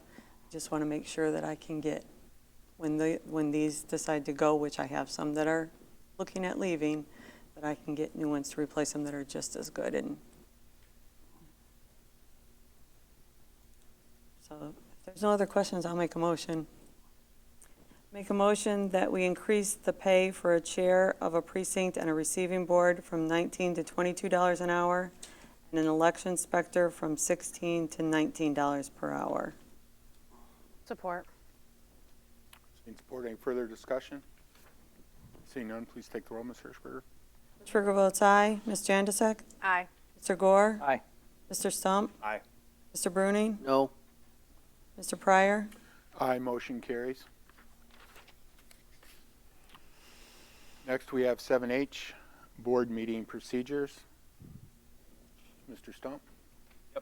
So for this, it's simply whatever we decide to do for our board meetings when it comes to anything, how this meeting operates, is that it would come to the board for a formal approval that we all have input in the conversation on, as opposed to it just being made right before a meeting where, whether we're caught off guard, the public's caught off guard, you know, it's just going to be easier for us to be able to communicate, have a discussion, come to a decision through a majority vote. So that's kind of the position that I was taking. I don't think it's controversial at all. It's just whatever we're going to decide. We're going to decide as a board through conversation and a formal vote. I just want to say, though, I do believe the procedures we have now, we did vote on it in terms of the public comment and what we're going to do.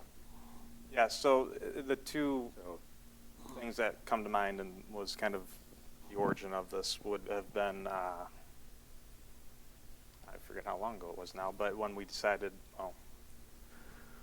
we had a decision that was made that said public comment can't be directed individually towards board members, or they can't criticize things that we have done outside of board meetings, or all of that whole issue, right? That was not decided by us as a board until months later, but we carried that out for months. So that was one instance. Then another one that comes to mind was the decision that, hey, we're not going to allow people to comment on the consent agenda anymore. And that was made right before a meeting. I wasn't aware of it. We had no discussion on it. So trying to put an end to that and have more conversation as a board to where we can come to a conclusion on that. I don't have a real issue. The only thing I would say is that Michigan Constitution, if there were any discrepancies or any questions or whatever, is that the Michigan Constitution would override whatever our board policy is. Except as required And by the law. Open Meetings Act, exactly. That's why that was at the end of it. Except as required by law. So that's any issues, any pushback, any thoughts? Discussion. If not, I can make a motion. All right. Do I have to read the whole thing? Or can I just, how do you want me to word that?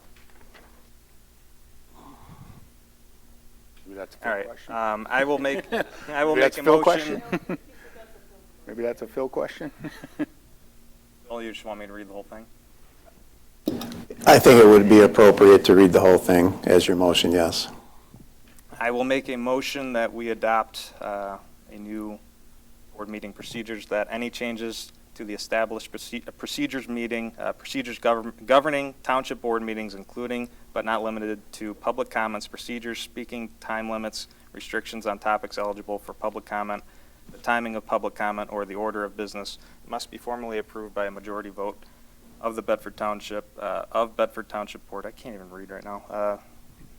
Before taking effect, no individual board members, presiding officers, township employee, legal counsel, or other individuals acting on behalf of the township may independently modify or impose board meeting procedures except as required by law.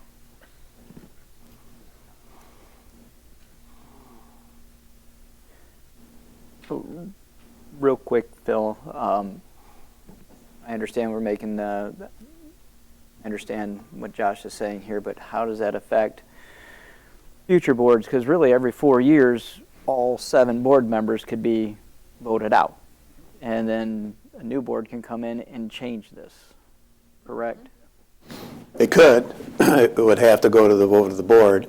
Right. So this is being offered by Josh as a procedure to be followed by the board and any subsequent boards until modified or changed. So it would be binding on any future boards as well. If the board wanted to change it, they would have to vote on it. That's my view.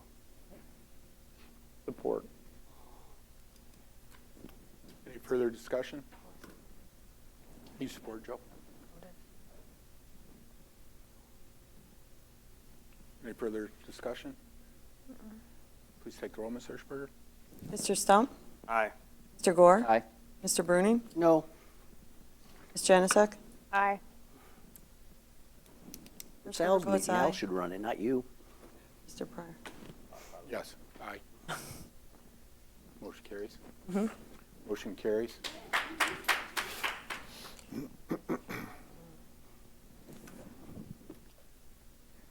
Seven I, close Township Hall and Maintenance Building Open House. We've had people who've wanted to tour the maintenance building and so on.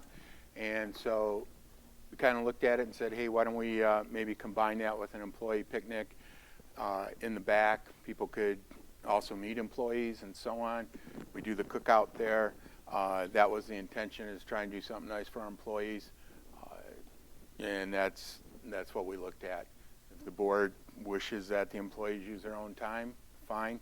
Usually summers we picked out Friday because Fridays can be pretty dead around here, like real dead. So that's why we decided to do it at noon. People can come in and pay their taxes if they want. And that was the whole intention, just to invite the public and the employees and go from there. To speak on Al's comment about Fridays being slow, as an example, last Friday I had 20 people come through the building, either in the drive-through or the lobby, to make a tax payment, a sewer payment, and a water payment. 20 people all day long. So that's how slow we were last Friday. So that includes passports, building permits, everything. So Fridays, especially in the afternoon, are extremely slow in the township. We do use the time to take care of anything that needs to be done in the offices, but foot traffic in the township hall on those days, on Fridays, in the afternoon in the summer, are very slow. Just so everybody knows. Matter of fact, some townships hall close at 1 o'clock on Fridays in the summer because traffic is usually slow. So we still stay open normally till 5. So that was the intention, do something for the employees and the public. Good intentions. If you want to change it to closing on Fridays at 1 o'clock, then that should be, you know, for the summer months, that should be something discussed. But for me, I don't consider 20 people, 20 residents coming on a Friday slow. That's 20 residents. That's that when they had needed it to be open. That's where they needed to come in and do their tax bills. Not on a Saturday, not on a Sunday, or anything like that. You know, It's the hours of operation. We all have jobs. We all have to show up for our jobs, and whether we're slow, whether we're busy, whether or not, we still have to show up for them. I agree. So that's my stance. I would be opposed to this. I mean, that's what Saturdays and Sundays are for employee picnics and whatnot, like Ms. Keene pointed out. So, Any further discussion? Need a motion? I'll make a motion that you guys close the township hall on August 28th at noon for an employee picnic in conjunction with an open house for the public to view the new maintenance building. I think morale is important to build. Not a dream killer like Joe here. I don't disagree with you, but we have Saturdays. We have a second? Has there been any discussion about doing it on Saturday? No, I'm not. People are busy enough on Saturday and Sundays and so on. And try and get people, employees nowadays, to come back. They got families and everything else, especially in the summertime.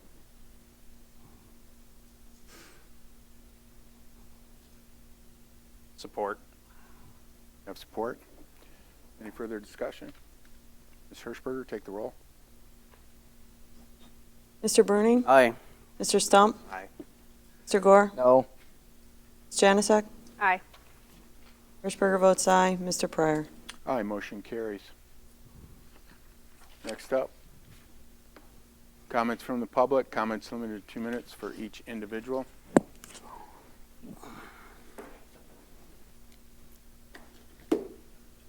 Ken Gagne from Lambertville.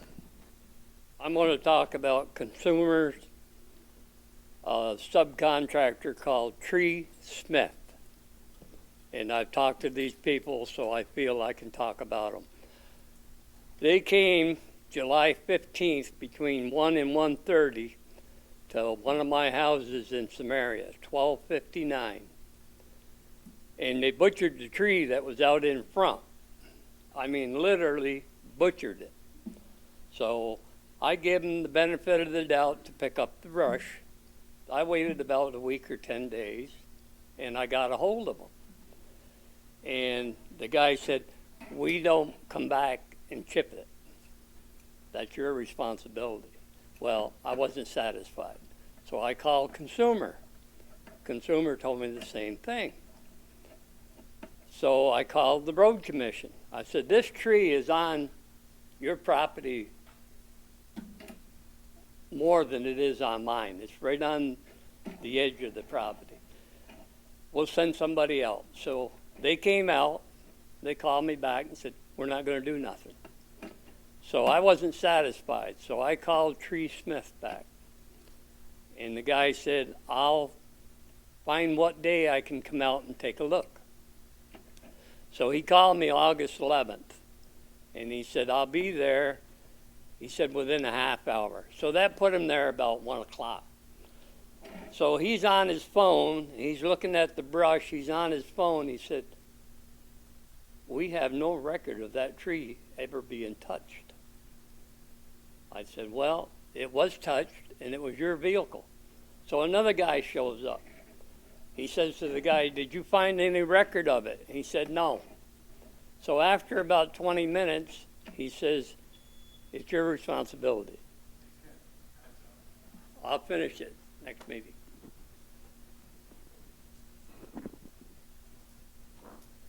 Pardon me.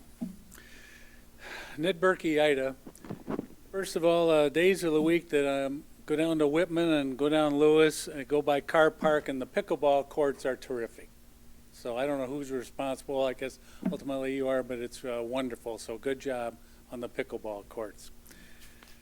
Secondly, the classes for lifelong learning at the community college, you've all got those. So in the inside front cover are some of the things I'm offering down there this fall. And any suggestions you have for next semester, I would appreciate. The only thing I have in mind is what I call a lawn and garden workshop that we'll be doing on Saturday, March 20th, somewhat similar to what we did last year. So appreciate any suggestions on utilizing Whitman. Any suggestions? So thank you.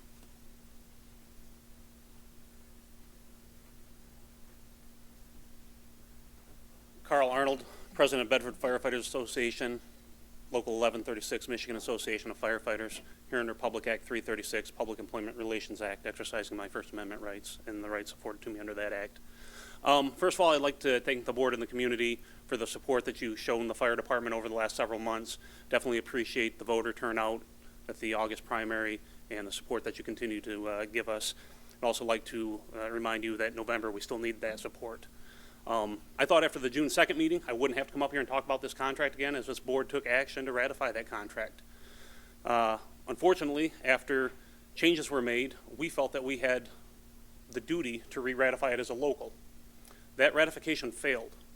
We are now forced to exercise Public Act 312 compulsory arbitration against this board because of the changes that were made to that contract draft after both sides had ratified it. I'm sorry I have to say that.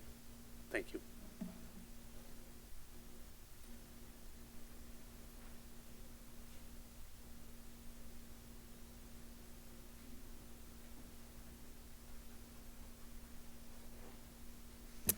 Jacqueline Arvanitis. July was a record-breaking month for our fire department with 407 runs. That included 284 medical calls, 15 vehicle accidents, 19 fires, 26 public assistance calls, and 63 other calls. This isn't an isolated month. Our firefighters routinely respond to well over 300 calls every month. That level of activity means wear and tear on vehicles, equipment, and fire stations. The November millage would provide funding to acquire, improve, and maintain fire department equipment, vehicles, buildings, and apparatus. A third-party feasibility study evaluated our 3 fire stations and projected facility requirements over the next 10 years. The study prioritizes the work that should be addressed, including roof repairs, foundation issues, plumbing, electrical, along with other building and facility improvements. At the July 22nd meeting, the board committed to following those priorities and spending the funds responsibly, including internal maintenance capabilities whenever possible before bringing in outside contractors. I understand that a tax increase, even a small one, can be difficult for residents, particularly when we are all facing rising costs for groceries, gas, and other necessities. But emergency services are not something to gamble with. When someone calls 911, we expect our firefighters to be there and have what they need to respond safely and effectively. For anyone with questions or concerns about the millage, the feasibility study is available on the township website and includes detailed photos and documentation. The July 22nd meeting, where the study and financial projections were discussed, is available on the township's YouTube channel. The numbers are clear. Our firefighters are there when we need them. Let's make sure they have what they need to keep answering the call. Thank you.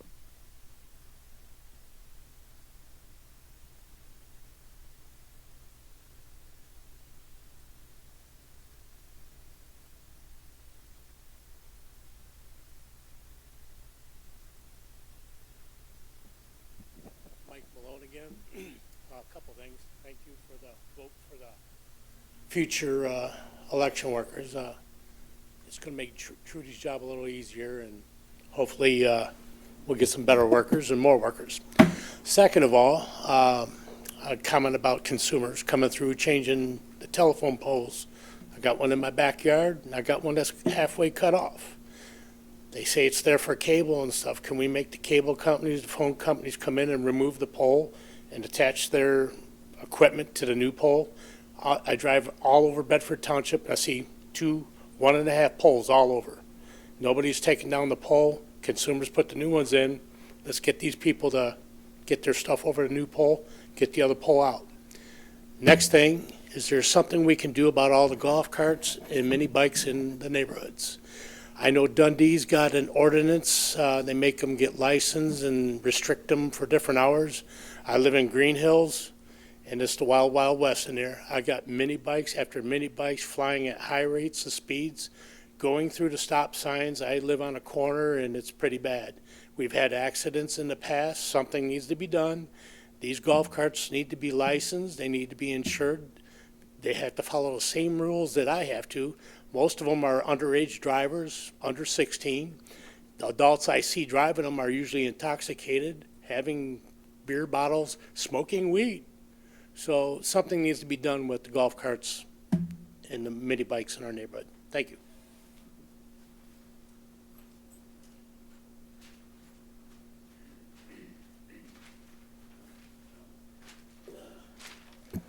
Temperance, we already had the sheriff here. He already told us none of that stuff's allowed on our roads because we're a township.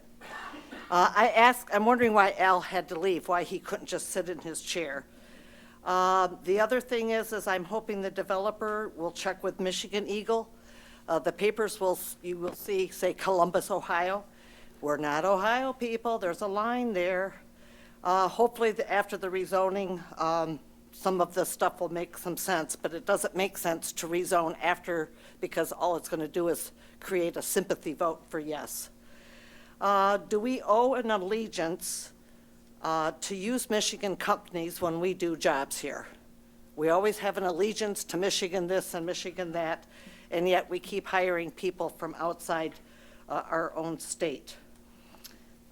Just a little feedback. Hopefully, we'll all get free hamburgers if we come here, because, see, the maintenance could have their open house without having the employees walk out of their jobs. As far as the election workers go, I appreciate it, but take a look at your wages. You have your election workers making more than your EMTs and your paramedics. We got a problem here, people. We have a problem. Our priorities are not being placed where they need to be placed. And that is a very, very, very sad situation in this township, given the monies that we have. Thank you.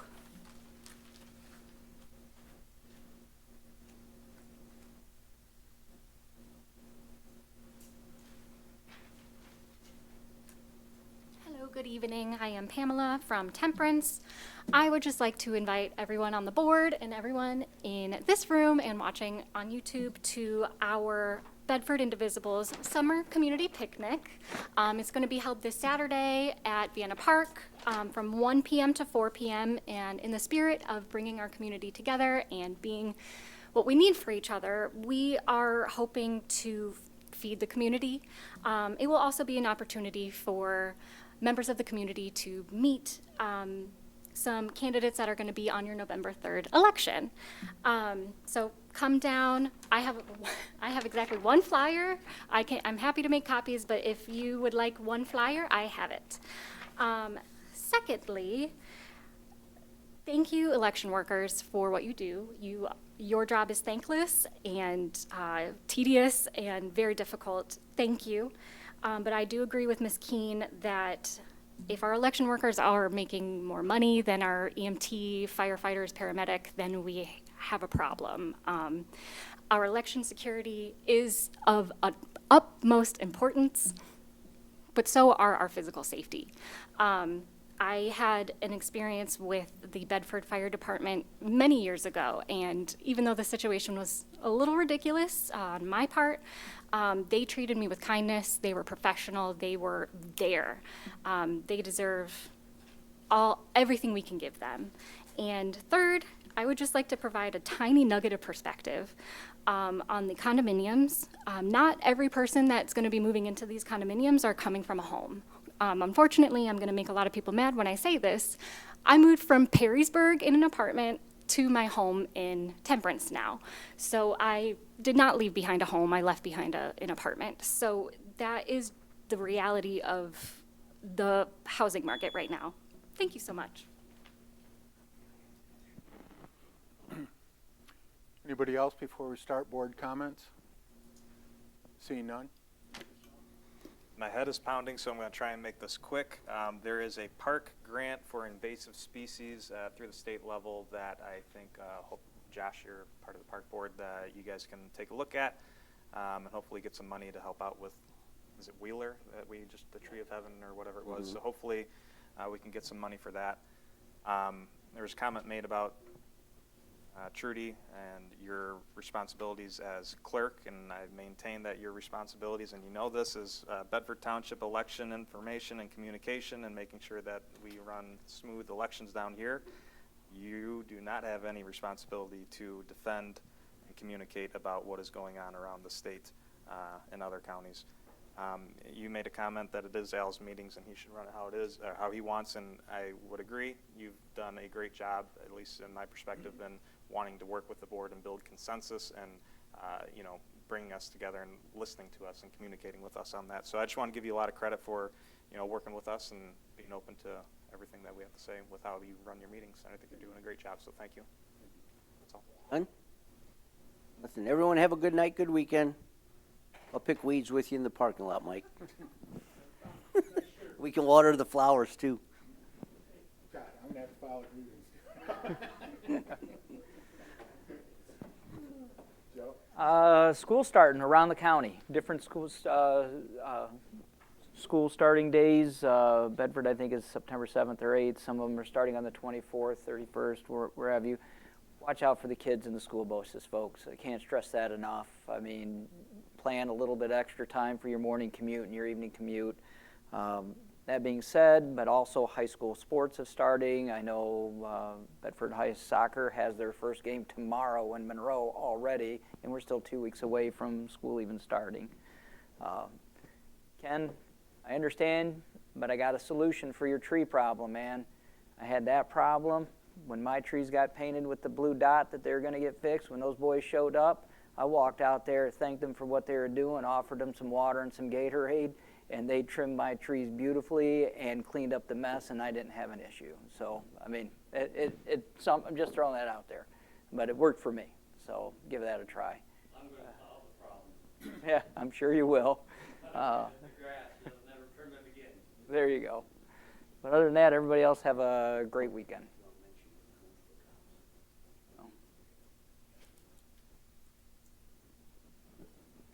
Just everybody have a nice evening and a great weekend.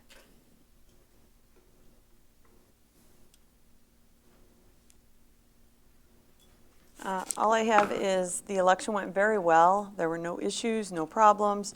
We had a 24% turnout. Unfortunately, like I said, early voting was very slow. 0.008% showed up, or 247 voters. But I want to thank all my election workers. They do a wonderful job. I had a lot of them. I had EV, worked 9 consecutive days, election day. They had training. This was their second election this year. I'm gearing up for a third one, a bigger one. And all my polling locations, I want to thank them too, because they allow us into their locations free of charge. And it's great to have all the locations we have. So that's it. Next, I'll try and make this fast. Going over the chief's reports over the last couple of months, noticed a lot of mental health calls. So what I did is I contacted Lisa Graham with Monroe Community Mental Health Authority, and we had a great meeting because there's a lot of services that our community in Bedford is not aware of that could be taking some of that burden off the fire department. It's just people don't know where to call. So we're going to be working, starting with, in our own pullout, an article there, and then we're gonna do some public outreach because they have programs where they will send mental health experts right to your home, unmarked vans and so on to assist. So maybe that would alleviate the fire department making some of these calls when these folks could get help. Same way too. If you have a mental health issue, you can go up to the ProMedica hospital and go through the emergency room. No stigma. You'll be treated just like an emergency patient. They don't know what you're coming in for, and a psychiatrist will be assigned to you right away. So there's things that we just haven't been utilizing because we haven't had the community outreach, but we're going to change that. So hopefully we can cut down on some of those calls that the fire department gets. And I imagine they probably get some very different kind of calls at times. So the next, in terms of the building in the back, there's no way we could have spent $4 million on a building. We kept that in budget. Krista and Trudy and myself, we kept that, I believe, right at $2.2 million, which is what our budget was. We did not come to this board for any change orders, I don't think.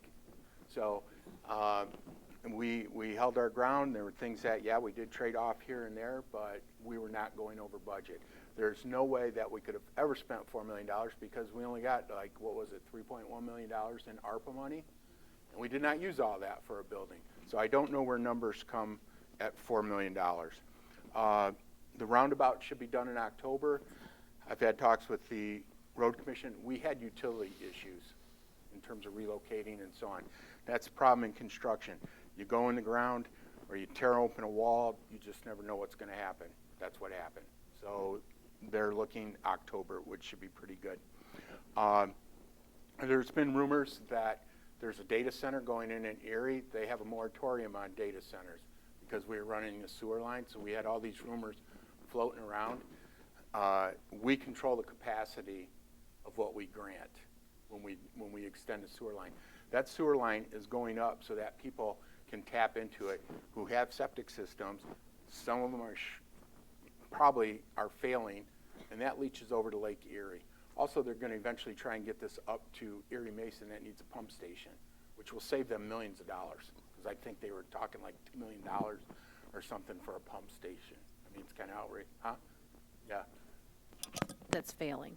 Yeah, so that was one of the reasons. So it's not for a data center. And yes, there is a commercial piece of property. They call it the LAC, and it has been marketed over the years. We've sat in meetings when people have been interested in it. It's just nobody's bought it. We had a French company wanting to make hydrogen containers for cars because they think that might happen in the United States. There was a cable company that made cables that they were ready to almost close, and then there was a warehouse that came available. I think it was North Carolina or South Carolina, and they left for that. But I talked to Grodi, he goes, they have no plans for a data center at this point in time. The other thing, I've had calls, and people get on Facebook about microservicing, okay? And I sent the board what's being done. Those projects are not scheduled months in advance. The road commission gets those, and they work with a contractor, and then all of a sudden, it's kind of like a SWAT team. Boom, they come in, and this is the area, and then they start going at it. But those microservices, it doesn't take them long to do it. So we're not taking weeks-long projects. They come in, they put the chips down, seal it up, and then we're good to go. We had it done here Friday, and we're driving on the road on Friday. So we just have to have a little patience because there's no good time to fix roads. This isn't out west like in Las Vegas where we can work on roads at night. We do them during the day, and I just say, we got to bear with it. But we have some of the best roads in Monroe County because of what past boards have done to fund the roads along with the road commission. We got some pretty good roads, and I'd challenge anybody on that. So those are a few things I have. I'd also like to mention our condolences. We had a very dedicated employee here for 25 years that passed away, Karen Kincaid. She did a great job in a planning department. And also Meg Smith, who was a symbol of volunteerism, and she helped get family medical going and a lot of other projects. So I'll probably be bringing a resolution forward to give to her family. So that's all I have. Everybody have a good evening. Motion to adjourn. Adjourn.